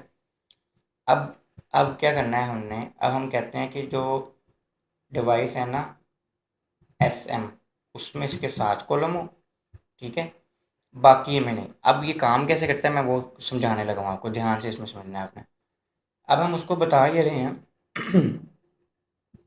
कि जितनी भी बड़ी डिवाइस है ना वहाँ से लेके एस एम तक आपने 7 कॉलम लेने हैं, ठीक है। यानी मीडियम के लिए भी 7 लेने हैं, लार्ज के लिए भी 7 लेने हैं, क्योंकि अभी हमने मीडियम के लिए डिफाइन ही नहीं किया कितने, तो वो खुद ही 7 लेगा। लार्ज के लिए भी, एक्स्ट्रा लार्ज के लिए भी और एक्स्ट्रा एक्स्ट्रा लार्ज के लिए भी। लेकिन स्मॉल डिवाइसेस जब शुरू हो जाएंगी ना तो वो 7 नहीं लेगा, ठीक है। वो कहाँ तक 7 लेगा, वो 576 px तक 7 लेगा और उसके बाद वो अपना सिंपल जितने वो ले सकता है वो उतने लेगा, ठीक है। अगर यहाँ पे उसको मिल रहे होंगे कोई और उसके ऊपर रेगुलेशन लग रही होगी तो वो लगा लेगा, ठीक है। जैसे मैं यहाँ पे अगर कह दूँ 7 और 3 10 और 4 12, ठीक है। अब ये पूरे नहीं हो रहे, ये 13 हो रहे हैं, तो वो नीचे वाली लाइन पे चले गए, ठीक है। अब जैसे ही यहाँ पे मैं लगा दूंगा कॉल एम डी, और इसको मैं कह दूंगा 4, ठीक है। इसको हम एक दफ़ा पूरी लाइन में लाने की कोशिश करते हैं। 3 3 6 और 4, ठीक हो गया। अब हो क्या रहा है कि एस एम की क्लास तक तो लग रहे हैं 7, उसके बाद एम डी के लिए भी हमने उसको एक ब्रेक पॉइंट दे दिया कि जब एम डी की हो ना, तब आपने इसको 4 कॉलम देने हैं, ठीक है।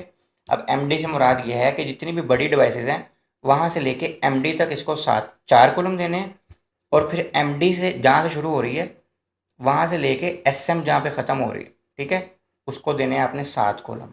ये देखिएगा, अब ये 7 कॉलम दे रहा है ना, जैसे हम एम डी डिवाइस पे जाएंगे उसने अब 4 कॉलम दे दिए हैं, ठीक है, और वो एक लाइन पे भी आ गया।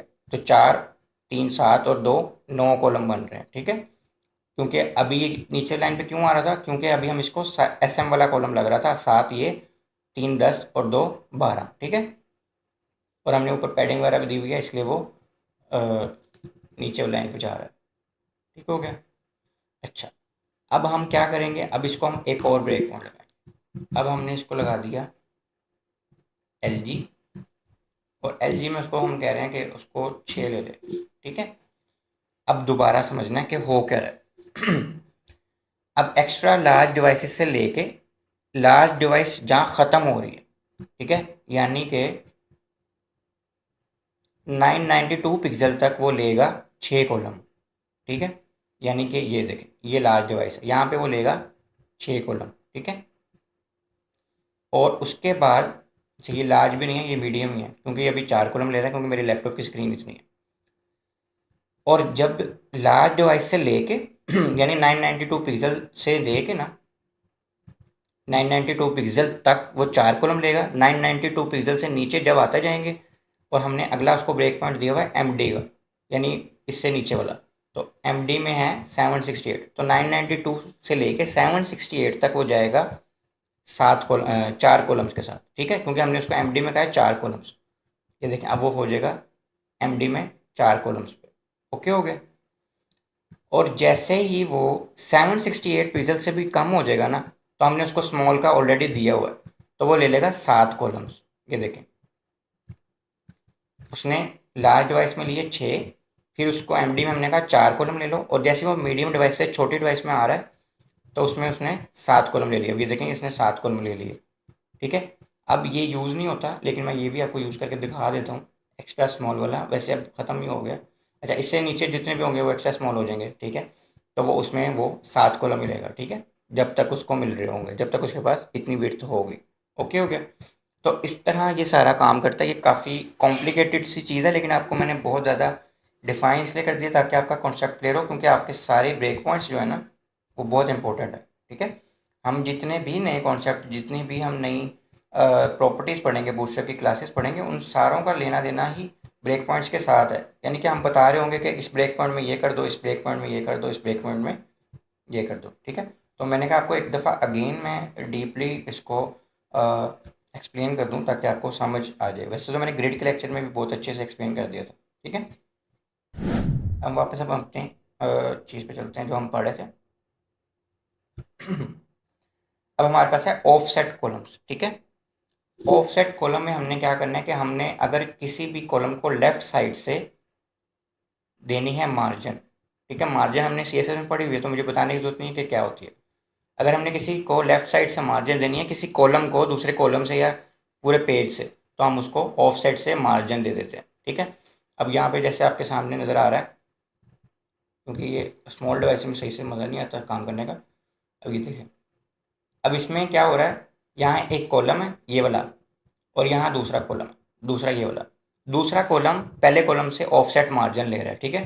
अब इसमें उसने बताया हुआ कि मीडियम डिवाइस में 4 कॉलम हो, इसमें भी उसने बताया मीडियम में 4, तो 4 4 8, और 4 ही कॉलम्स की उसको। अब ये देखिएगा, मार्जिन पैडिंग कुछ भी आपने लगाना है ना, तो इस हिसाब से लगाना है कि आपके पास 12 कॉलम है, यानी कि वो चीज़ें भी कॉलम ही यूज़ कर रही होंगी आपकी। खाली स्पेस भी है ना, तो वो भी आपकी कॉलम ही यूज़ कर रही होगी, ओके। अच्छा, अब हो क्या रहा है कि जो दूसरा है ना, उसको पहले से ऑफसेट लग रही है 4 कॉलम्स की, ठीक है। अब हम इसको अगर MD से ख़त्म कर दें, मैं आपको फिर समझाता हूँ। ये देखें, एक कॉलम है और ये दूसरा कॉलम है और बीच में 4 कॉलम्स खाली हैं, उसको क्योंकि लेफ्ट साइड से मार्जिन लग रही है। अब हम इसी को अगर ख़त्म कर दें यहाँ से, पहले दूसरे कॉलम में था ना, अब हम इसको पहले कॉलम रख दें, तो अब उसको पूरे पेज से लेफ्ट साइड से मार्जिन मिल जाएगी। मतलब उसने मार्जिन लगानी है इस प्रॉपर्टी ने ना, ऑफसेट की, ठीक है। तो अब आपने देखना है कि उसको कितनी मार्जिन लगाना। अब मैंने 5 लगाया ना, 5 से क्या हुआ है, 5 कॉलम ये हो गए, 4 इसके हो गए, 5 4 9 और 4 इसके, तो ये 13 हो जाते हैं। तो वो अगली लाइन पे चले गया जो हमने रैपिंग में देखा था, ठीक है। तो आपने ये उस हिसाब से लगानी है कि आपके कॉलम्स पूरे हो। ओके हो गया। तो अब आपने लेफ्ट साइड से मार्जिन लगानी है, तो आपने ये प्रॉपर्टी यूज़ करनी है ऑफसेट की। अब आप ये मार्जिन पूरे पेज से भी लगा सकते हैं और एक एक कॉलम को भी लगा सकते हैं, ठीक है। तो ये आपने देखना है कि आपको जहाँ पे भी जैसे नीड हो, ठीक है। और अगर आपने काफ़ी जगह मार्जिन लगाई हुई, अब आपको दिल है कि आपने मार्जिन कहीं पे भी नहीं लगानी, ठीक है। और अगेन मैं बताऊंगा कि हम ये किसी भी ब्रेक पॉइंट पे भी एक्चुअल में लगा सकते हैं, ज़रूरी नहीं हमने ओवरऑल छोड़ देनी है। हम उसको कह रहे हैं कि MD में जाके आपने -4 लगानी है मार्जिन, ऐसे नहीं लगानी। तो अब ये देखें, MD से जैसे ही छोटे में जाएगा, अ, बड़े में ऐसा ये MD से बड़े में गया, तो ये उसने लेफ्ट साइड पे मार्जिन लगा दी। जैसे ही MD से छोटी डिवाइस में आ रहे हैं, ये देखें अब उसने मार्जिन खत्म कर दी। अगर हम कहते हैं ना कि स्मॉल में भी लगानी है, तो वो अभी भी लगाएगा। ये देखें,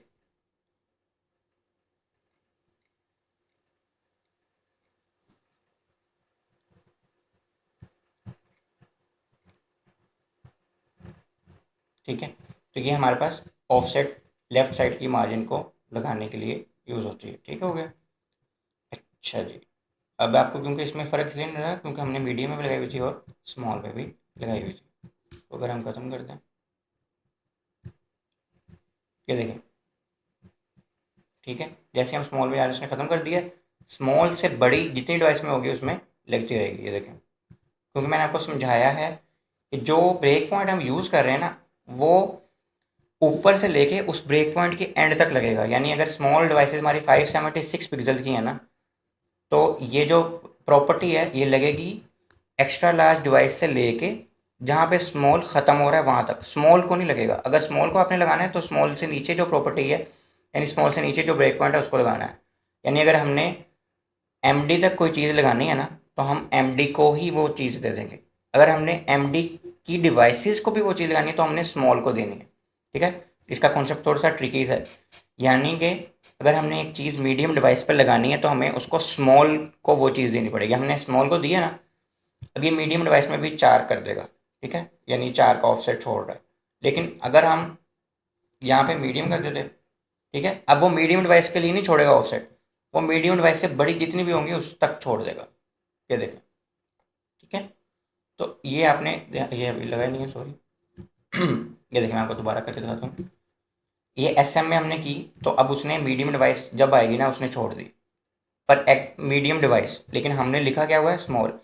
अब वो क्या कर रहा है, स्मॉल तक आने में जितनी भी डिवाइस हैं उस तक वो ऑफसेट छोड़ रहा है। लेकिन जैसे मीडियम क्या नाम है स्मॉल डिवाइस आएगी, वो उस पर ऑफसेट नहीं छोड़ेगा। ये सारी स्मॉल डिवाइस आ रही हैं 576 पिक्सल तक, ठीक है। अब अगर हमने MD कर दिया, अब वो MD में नहीं लगाएगा, MD से बड़ी डिवाइस में लगा देगा। ये देखिए MD है, ये MD की डिवाइस है, उसमें नहीं लगा रहा। MD से बड़ी होगी, अब ये होगी लार्ज, तो ये लार्ज में लगा देगा। अब मैं यहाँ अगर कर दूँ लार्ज, तो वो लार्ज तक तो नहीं लगाएगा, ठीक है, लार्ज से छोटे में भी नहीं लगाएगा। ये देखेंगे स्मॉल है, स्मॉल में नहीं लगाई, मीडियम में नहीं लगाई। जैसे लार्ज से बड़ी में जाऊँगा ना, तो उसमें लगाएगा। और ये स्क्रीन लार्ज से बड़ी में जा नहीं सकती क्योंकि ये लार्ज स्क्रीन ही है, ठीक है। यानी मैं एक्स्ट्रा लार्ज में जाऊँगा तो इसमें ऑफसेट लग जाएगी, ठीक है। तो ये कॉन्सेप्ट है ऑफसेट का। इसी तरह हम मार्जिन भी दे सकते हैं, ये नई प्रॉपर्टी भी आई है हमारे पास बूटस्ट्रैप वर्जन 5 में। हमने अगर किसी एक कॉलम को या पूरी रो को मार्जिन देनी है, तो हम इस तरह, अब ये जैसे हमने मार्जिन दी ना, ये लेफ्ट साइड से ऑफसेट हो रहा है, पर हम अगर MS माइनस माइनस के मतलब -4 कर देते हैं, उसने 4 गुना मार्जिन दे दी है स्टार्ट से। MS का मतलब होता है मार्जिन स्टार्ट, यानी कि मार्जिन लेफ्ट भी आप इसको समझ सकते हैं, ठीक है। और अगर मार्जिन दे दूंगा मैं, ठीक है, तो वो राइट साइड से छोड़ देगा मार्जिन, ठीक है। इस कॉलम को हम पार्टिकुलरली इस कॉलम को दे रहे हैं, ठीक है। इसका मैं नाम चेंज कर दूँगा आपको समझ आए, ठीक है। अब उसको मैंने ई यानी कि एंड से दिया, यानी इस कॉलम के एंड से इसको 4 गुना, यानी कि इनके 1 to 5 के ही स्केल्स होते हैं मार्जिन के। अब 3 कर दूंगा तो ये कम हो जाएगी, 2 कर दूंगा कम हो जाएगी, 1 कर दूंगा कम हो जाएगी, और 0 कर दूंगा तो बिल्कुल ख़त्म हो जाएगी। ठीक है। कॉलम्स और डिव्स को ना ऑलरेडी मार्जिन पैडिंग दी होती है। अगर आपने बिल्कुल ख़त्म करनी है ना कोई चीज़, तो आपने 0 रखना है उसको। जैसे पैडिंग भी मैं इसको 0 कर देता हूँ। ठीक है, तो ये देखें अब 0 हो गई है। वैसे उसको ऑलरेडी 3 या 2 बाय डिफ़ॉल्ट दी होती हैं लोगों ने। ठीक है। तो एम ई से मुराद है मार्जिन एंड, और एम एस से मुराद क्या है, मार्जिन स्टार्ट। तो हम इसको एक एक कॉलम को भी दे सकते हैं और पूरी पूरी रो को भी दे सकते हैं। देखें हमने रो को भी दे दी। ठीक है। अच्छा, इसके बाद हमारे पास क्या रह गया है, ये देखें एम एक्स ऑटो भी दे सकते हैं, एम एस ऑटो भी दे सकते हैं। उसमें वो खुद ही अपने से जो साथ वाले कॉलम्स है ना, उससे थोड़ी बहुत मार्जिन, जितनी उसको जगह मिल रही होगी ना, उतनी उतनी वो मार्जिन ले लेगा। ठीक है। अगर हम इसको भी इसमें देखें, यानी हम नंबर ना दें इसको, और इसको हम इसमें रो में यूज़ ही नहीं करते, क्योंकि हम मोस्टली कॉलम का पढ़ रहे हैं ना, कॉलम के अलाइनमेंट पढ़ रहे हैं, तो हम कॉलम में ही यूज़ करके देखते हैं। अभी देखें उसने ऑटो करके ना देख ले दे दिया। हम अगर ये ऑटो सब में यूज़ करेंगे तो वो खुद ही सब में आपस में खुद ही मार्जिन डिवाइड करके ना खुद ही एक दूसरे के साथ मार्जिन ले लेंगे। देखें। ठीक है। ये क्योंकि अभी ये एक ही कॉलम में है, तो अभी इसमें आपको समझ नहीं आएगी। तो इसमें कि देखें उसने लेफ्ट साइड से खुद मार्जिन ले लिया, और उसने भी अपने लेफ्ट साइड से खुद मार्जिन ले लिया है, यानी कॉलम्स अपने आप को खुद ही अलहदा कर लेंगे। ये ऑटो से ही हो जाएगा। और अगर आप खुद उनको बताना चाहते हैं कि कितना हो, तो वो आपकी मर्ज़ी है, वो 1 2 3 4 5 तक आप दे सकते हैं। एम ई और एम एस नई प्रॉपर्टीज़ आई हैं वर्जन 5 में, दोबारा बता रहा हूँ। एम ई से मुराद मार्जिन एंड, ठीक है, यानी कि मार्जिन राइट, और एम एस से मुराद मार्जिन लेफ्ट, यानी मार्जिन स्टार्ट। ओके हो गया। अच्छा, उसके अलावा हम ना रो के अंदर कॉलम यूज़ करते हैं, हम रो के बगैर भी कॉलम यूज़ कर सकते हैं, और उनको क्लास भी दे सकते हैं कि कितने कॉलम यूज़ करने हैं। ठीक है। उससे क्या होगा, वो एक्चुअली स्टैंड खड़ा होगा अलहदा से। अब इसको अगर मैं कॉलम 12 दे दूँ, टेस्ट की क्लास बना देते हैं। इसको मैंने रो किसी रो के अंदर नहीं यूज़ किया, ये बाहर पड़ा हुआ। ठीक है। तो ये देखें ये एक बन गया, और उसने 12 कॉलम ले लिए। उसको अगर हम 5 दे दें तो वो 5 कॉलम ले लेगा। तो आप ऐसे भी यूज़ कर सकते हैं, लेकिन ये अच्छी प्रैक्टिस नहीं है। लेकिन कहीं हाँ यूज़ केस है कि आपको रो की ज़रूरत ही नहीं है, तो आप ये यूज़ कर सकते हैं। इससे हो क्या रहा है कि, और आप इसको ब्रेक पॉइंट के साथ, मैंने पहले भी कहा कि हर बूटस्ट्रैप की हर प्रॉपर्टी जो मैं पढ़ा रहा हूँ, या जो इसके अंदर नहीं भी मैं पढ़ाऊँगा, वो सारी ब्रेक पॉइंट्स के साथ ही यूज़ करनी है आपने। कि आपको स्मॉल डिवाइस में कितना चाहिए है, बिग डिवाइसेज में कितना चाहिए, लार्ज में कितना चाहिए, तभी आप चीज़ को रिस्पॉन्सिव कर सकेंगे ना। असल हमारा जो मकसद है बूटस्ट्रैप को पढ़ने का, वो है ही ये कि हम एक स्टाइल तो लिख लेते हैं, पर हम ये नहीं पता होता कि यार छोटी डिवाइस में हमने कितना करना है, बड़ी डिवाइस में कितना करना है। तो उसी के लिए एक ग्रिड और ये सारा फ्लेक्स बॉक्स बना था, और बूटस्ट्रैप बना था, ताकि आप इजीली इसको रिस्पॉन्सिव कर सकें। यानी कि अगर मैं इसको कहूँ कि स्मॉल के अंदर भाई आप ले लो 12 के 12 कॉलम, क्योंकि डिवाइस ही छोटी हो जाती है। ठीक है। और उसको मैं कहूँ कि आपने मीडियम डिवाइस में 6 कॉलम लेने हैं। ठीक है, यानी कि 2 बन जाएंगे फिर। ठीक है। तो ये देखें, अभी देखें ये मीडियम डिवाइस है, तो उसने 6 ले लिए हैं, और अगर मैं यहाँ पे स्मॉल कर दूँगी, देखिए उसने अब क्या किया है, 12 ले लिए। ठीक है। तो ये आपने ब्रेक पॉइंट्स के साथ ही यूज़ करना है। अच्छा, एक क्लियर फिक्स की प्रॉपर्टी है फ्लेक्स बॉक्स की ही ये भी, और इसको भी हम यूज़ करके दिखा देता हूँ मैं आपको। अब इसमें क्या हो रहा है कि हम फ्लोट की प्रॉपर्टी यूज़ कर रहे हैं। इससे जो इमेज है ना, वो खुद ही टेक्स्ट के हिसाब से सेट होगी, और अपना अपना सारा मेंटेन रखेगी, और आपका जो वर्क है वो सेट रहेगा। ये देखें, तो यहाँ पे इमेज में पहले शो करवाऊँ, ताकि इसी को हम सेव करते हैं।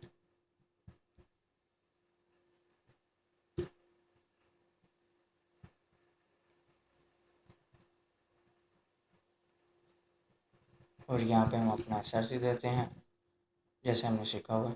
ठीक है।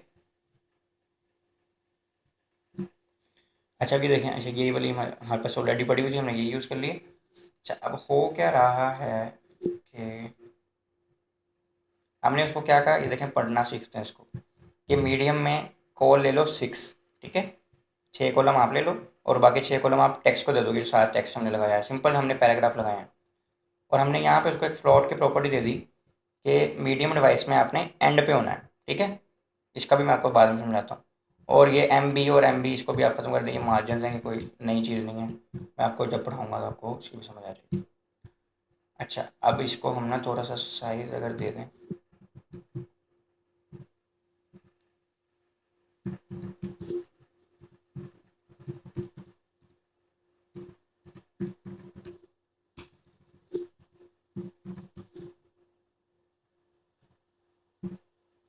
अच्छा अब ये देखें, यहाँ पे पैराग्राफ आ रहा है, यहाँ पे पैराग्राफ आ रहा है, जहाँ पे इमेज आई उसके बाद नीचे पैराग्राफ आ रहा है, यानी कितना अच्छा सा उन्होंने डिज़ाइन करके, क्योंकि मेरी इमेज नहीं सही इसलिए आपको अच्छा नहीं लग रहा, लेकिन यहाँ देखें, ये देखें, ये एक इमेज है और इसमें कितना प्यारा करके उसने डिज़ाइन कर दिया आपके टेक्स्ट को अपनी इमेज के साथ। तो ये क्या हो रहा है, तैर रही है इमेज, एक किस्म की ना फ्लोट प्रॉपर्टी कहते हैं, वो इमेज टेक्स्ट के साथ बिल्कुल सेट हो गई है, ठीक है। और जो यहाँ पे प्रॉपर्टी हम देख रहे थे ना स्टार्ट की, ये एंड वाली, अगर इसको मैं स्टार्ट कर दूंगा तो वो पहले ये आ जाएगी और फिर पैराग्राफ्स आ जाएंगे। अगर एंड करूँगा तो क्या होगा, ये देखें, एंड करूँगा तो यहाँ पे आ जाएगी, स्टार्ट करूँगा तो यहाँ पे आ जाएगी, और उस हिसाब से पैराग्राफ सेट हो रहे हैं। आपने कोई मेहनत नहीं की, कोई स्टाइल्स नहीं किए, किसी को विड्थ हाइट नहीं दी है, तो मैंने जस्ट इमेज को दिया है ताकि आपको समझ आए, ठीक है। लेकिन क्या किया आपने, सिंपल पैराग्राफ यूज़ किया हुआ है, एक फ्लोट की प्रॉपर्टी यहाँ पे यूज़ की। क्या फ्लोट की प्रॉपर्टी है, फ्लोट स्टार्ट, फ्लोट एंड, ठीक है। एम डी को तो हमने इसलिए यूज़ किया कि हम एम डी के ब्रेक पॉइंट पे काम कर रहे हैं, अगर हम एम डी को ना यूज़ करें, हम जनरल भी यूज़ कर सकते हैं। तो हमने क्या किया, सिर्फ फ्लोट एंड और फ्लोट स्टार्ट किया, और आपका सारा यानी कि एक किस्म का पूरा सेक्शन ही रेडी हो गया, और कितना प्यारा सेक्शन रेडी हो गया, ठीक है। तो ये काफ़ी इजी भी था और इससे आप आराम से कर सकते हैं, ठीक है। जैसा कि मैं पहले से बता चुका हूँ कि इस लेक्चर में हम गटर्स पढ़ेंगे, ठीक है। अब गटर्स होता है क्या, हम देख लेते हैं। Gutters are the padding between your columns used to responsibly space and align content in the Bootstrap grid system. यानी जो ग्रिड सिस्टम हमने बनाया कॉलम्स का, अब हमने एक दूसरे कॉलम को आपस में स्पेसेस देनी है, पैडिंग देनी है, तो हम उसके लिए गटर यूज़ करते हैं। अब होता क्या है, वो करता क्या है, हॉरिजॉन्टली अगर हमें पैडिंग देनी होती है तो हम पैडिंग लेफ़्ट पैडिंग राइट देते हैं ना, किसी भी कॉलम को, किसी भी रो को, तो वो नेगेटिव मार्जिन कर देता है, नेगेटिव मार्जिन दे के पैडिंग दे देता है गटर्स को, ठीक है, सॉरी एलिमेंट्स को गटर्स के ज़रिए। अब होता क्या है कि एक गटर हम अगर लगाते हैं एक स्केल का, तो वो 1.5 REM जो कि 24 पिक्सल्स के करीब होता है, ठीक है। और इसको हम ब्रेक पॉइंट्स के साथ, जैसे मैंने पहले लेक्चर में भी बताया था कि हर प्रॉपर्टी को, जितनी भी बूटस्ट्रैप की प्रॉपर्टीज़ हैं, उसको स्मॉल डिवाइसेस के लिए अलहदा से आप डिफाइन कर सकते हैं, इसमें इतना हो जाए, मीडियम में इतना हो जाए, ठीक है। इसमें भी दो किस्म के होते हैं, हॉरिजॉन्टल और वर्टिकल। हॉरिजॉन्टल में हम अभी देखेंगे, ठीक है। हमारे पास यहाँ पे हॉरिजॉन्टल कटर्स भी हैं और वर्टिकल कटर्स भी हैं। इसके हम एक एग्जांपल भी देख लेते हैं, ठीक है। काफ़ी छोटा सा टॉपिक है तो हम इसमें कोड करना हमें कोई इससे ज़रूरी नहीं है, फिर भी मैं इसकी एक फ़ाइल बना लूँगा ताकि आपको इसकी समझ आ जाए, ठीक है। हम इसकी एक फ़ाइल बना लेते हैं, ठीक है।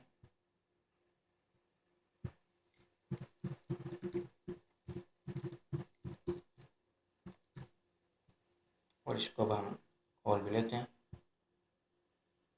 हमारे पास दो कॉलम्स बने हुए हैं जिनको हमने GX5 करके रो को गटर दिया हुआ है, यानी हमने इस पूरी रो को बताया हुआ है कि जो इसके अंदर जितने भी कॉलम्स हों उनके बीच में 5-5 का आपने गैप देना है। 5 से मुराद है इसका स्केल ही 1 to 5 है, यानी कि हम इसको 3 भी कर सकते थे, ठीक है। ये अब थोड़ा सा कम हो गया, तो 5 मैक्स है और 1 सबसे कम है, और 0 कर देंगे तो क्या होगा, बिल्कुल साथ जुड़ जाएगा, यानी कि हम इसको 0 कटर दे देंगे, यानी कि 0 पैडिंग। ओके हो गया। अब अगर हम यहाँ पे एक और बना लें, इसको हम दे दें 2, ठीक है।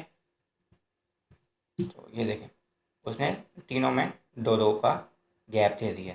तो इस तरह हम अपना हॉरिजॉन्टली गटर एक कॉलम को दूसरे कॉलम से डिफर करने के लिए कर सकते हैं। हम एक एक कॉलम को अलग-अलग भी दे सकते हैं, ठीक है। लेकिन अभी हम रो को करके देख रहे हैं, रो से ही हमारा सारा काम मैनेज हो रहा है। असल में बूटस्ट्रैप हमारा काम बहुत आसान कर देता है। हम एक एक को भी क्लास दे के स्टाइल स्टाइल में जाके पैडिंग दे सकते थे या मार्जिन लेफ्ट राइट दे सकते थे। उसने अभी क्या किया, उसने GX2 करके -2 की ना मार्जिन एक किस्म करके minus margin they the, negative margin they दी सारे कॉलम्स को एक दूसरे के साथ, ठीक है। और इसमें कभी कभी क्या होगा, हमारा कंटेंट जो है ना वो सेट भी नहीं बैठेगा। तो उसके लिए आपने क्या करना है, साथ एक क्लास दे देनी है ओवरफ्लो हिडन की, ठीक है। रो को ना, जो इसके ऊपर रो हो या कंटेनर हो, उसको आपने ओवरफ्लो हिडन की क्लास दे देनी है। इससे क्या होगा, अगर आपका कंटेंट ख़राब भी हो रहा होगा या ओवरफ्लो हो रहा होगा तो क्या हो जाएगा, वो हाइड हो जाएगा, ठीक है। ये देखिए यहाँ पे हम ये क्लास दे देते हैं, ठीक हो गया। ये जस्ट एक बैकअप है कि अगर हमारा मसला हो कोई, ऐसे होगा नहीं वैसे। इसी तरह जैसे भी हमने हॉरिजॉन्टल पढ़ा है, ऐसे ही हमारे पास वर्टिकल भी है, ठीक है। इसको हम देते हैं हॉरिजॉन्टल गटर्स, और अब हम इसका जो है कोड उठाते हैं और हम इसको वर्टिकल में ट्राई करके देखते हैं।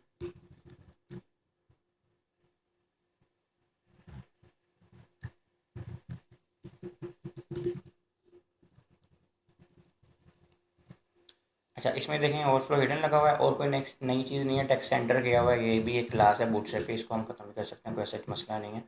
जैसे ये एक अच्छा दिखाने के लिए है। अब ये देखें, वहाँ जी एक्स था, यहाँ जी वाई है। तो सिंपल हमने मैथ पढ़ी हुई है कि एक्स कॉलम जो होता है वो लेफ्ट टू राइट होता है और वाई कॉलम क्या होता है, ऊपर से नीचे।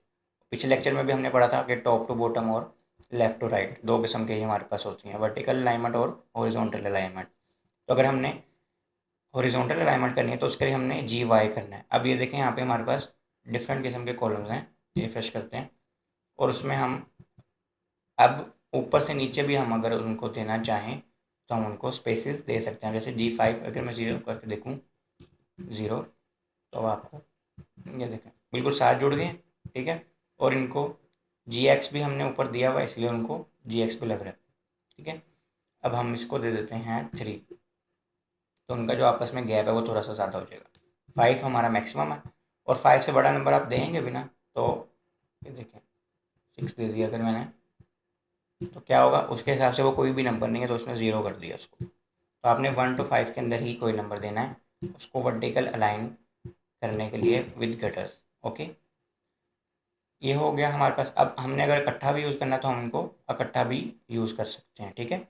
और अगर हम जी यूज़ कर लेंगे ना, अगर सिर्फ जी, तो इसका मतलब होगा, जैसे हमने स्टाइल की प्रॉपर्टीज़ पढ़ी थी ना, कि अगर हम एग्जैक्ट बता नहीं रहे कि ये एक्स एक्सिस के लिए है या वाई एक्सिस के लिए, जैसे हम मार्जिन बॉटम मार्जिन टॉप पढ़ते थे ना, और हम सिर्फ मार्जिन लिख के दे देते थे, मार्जिन 20 px, तो वो हर जगह से मार्जिन 20 px लगा देता था, टॉप पे, बॉटम पे, राइट पे, लेफ्ट पे। तो अगर हम G2 कर देंगे तो वो क्या करेगा, तो वो लेफ्ट राइट और ऊपर नीचे सब पे 2 2 लगा देगा, ठीक है। अगर हम इसको G5 कर देंगे, सॉरी, हम पहले G X G Y कर रहे थे ना, अब हम ग्लोबली कह लें यूज़ कर रहे हैं। उसको ये नहीं बता रहे कि वाई और एक्स में कितना लगाओ, उसको ग्लोबली बता रहे हैं कि इसमें भी इतना लगा दो और उसमें भी इतना लगा दो, तो वो उस हिसाब से सेट कर देगा, ठीक है। अच्छा, हमारे यहाँ पे कोई गलती हो गई है, ये देखें रेड भी हो गया ना, हमने यहाँ पे कोई मिस्टेक कर दी है, वो ख़त्म हो गया था एक। ये देखें, अब उसने ऊपर नीचे से भी 5 छोड़ दिया और लेफ़्ट राइट साइड से भी 5 छोड़ दिया। तो हम एक एक करके भी कर सकते हैं और हम इकट्ठा भी कर सकते हैं, ठीक हो गया। और इसमें ये ही उन्होंने वही गटर्स यूज़ करते हुए ना एक अच्छा सा व्यू बनाया है, जस्ट, और कुछ नहीं किया इसमें। मैं आपको भी करके दिखा देता हूँ। आप यहाँ चाहें ना तो यहाँ डायरेक्टली प्रैक्टिस भी कर सकते हैं, यहाँ पे छेड़ के ना स्टाइल्स वगैरह इसके साथ खेल सकते हैं, ताकि आपको भी चले क्या हो रहा है, और अपने पास अपनी फाइल में भी कर सकते हैं काम, ठीक है।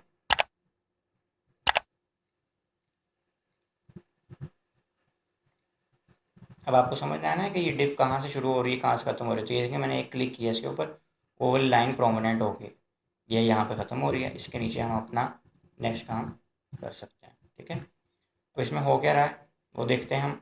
यहाँ रो की क्लास लगी है, रो कॉल्स टू, यानी कि जितने भी डिवाइसेस हैं ना, स्मॉल मीडियम लार्ज जिसमें भी हैं उसमें 2 हो जाए। लेकिन लार्ज में उसने इसको दोबारा बता दिया कि 5, लार्ज में 5 चाहिए मुझे, ठीक है। और बाकी कितनी भी लार्ज से नीचे जितनी भी डिवाइसेस हैं उसमें 2 2 कॉलम हो जाए, समझ आई। यानी लार्ज तक 5 कॉलम और लार्ज से नीचे जितनी भी डिवाइसेस हैं 2 कॉलम उसमें हो जाए, क्योंकि हमने लास्ट लेक्चर में ग्रिड को डिफाइन कर लिया बहुत अच्छे से। और G2 यानी कि हर जगह G2 हो जाए, यानी ऊपर नीचे भी, और लेफ़्ट राइट साइड से भी G2 हो जाए, यानी कि दो स्केल में 2 नंबर पे जितनी गटर है उतने छोड़ दो, लेकिन लास्ट डिवाइसेस में आपने 3 छोड़ने हैं, ठीक है। हम जाके रिफ्रेश करते हैं इसको। अब ये हमारे पास, हम इस वक्त लार्ज डिवाइस में है, ठीक है। अगर हम यहाँ पे लार्ज डिवाइस से छोटी में जाएंगे तो क्या करना है, एक तो कॉलम 2 कर लेने हैं और गटर भी 2 कर लेने हैं। यानी कि अगर मैं यहाँ पे गटर 5 करूँ तो आपको थोड़ा सा आइडिया होगा, ठीक है। रिफ्रेश करते हैं, ये देखें अब ज़्यादा हो गए। लेकिन जैसे ही लार्ज डिवाइसेस में हम जाएंगे तो ये देखें गटर छोटे हो गए हैं और कॉलम कितने हो गए, 5 हो गए। समझ आ रही है ना।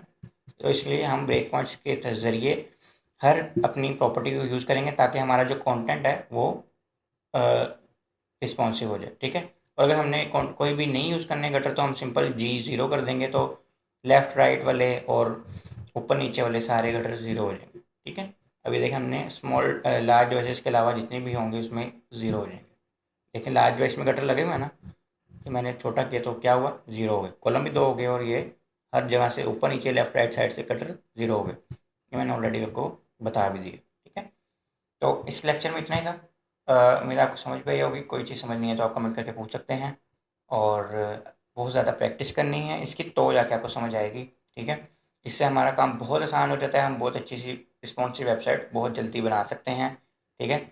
और ये आपको आ जाएगी तो आप बूटस्ट्रैप अगर आपको आ जाएगी तो आप और भी कोई फ्रेमवर्क यूज़ करना चाहें, मटेरियल यूआई, तो वो भी आप यूज़ कर सकते हैं। मैंने जस्ट आपको एक कॉन्सेप्ट देना है, कोई रट्टाफिकेशन नहीं हो रही कि आप बूटस्ट्रैप ही यूज़ करें, पर एक दफ़ा पूरी बूटस्ट्रैप सही से सीखें फिर आप किसी भी और फ्रेमवर्क पे मूव कर सकते हैं। तो उम्मीद आपको समझ आई होगी, इसकी प्रैक्टिस ज़रूर करिएगा। कोई क्वेश्चन हो तो ज़रूर पूछिएगा। अपना बहुत सारा ख्याल रखिएगा। मिलते हैं अगली वीडियो में। अल्लाह हाफ़िज़।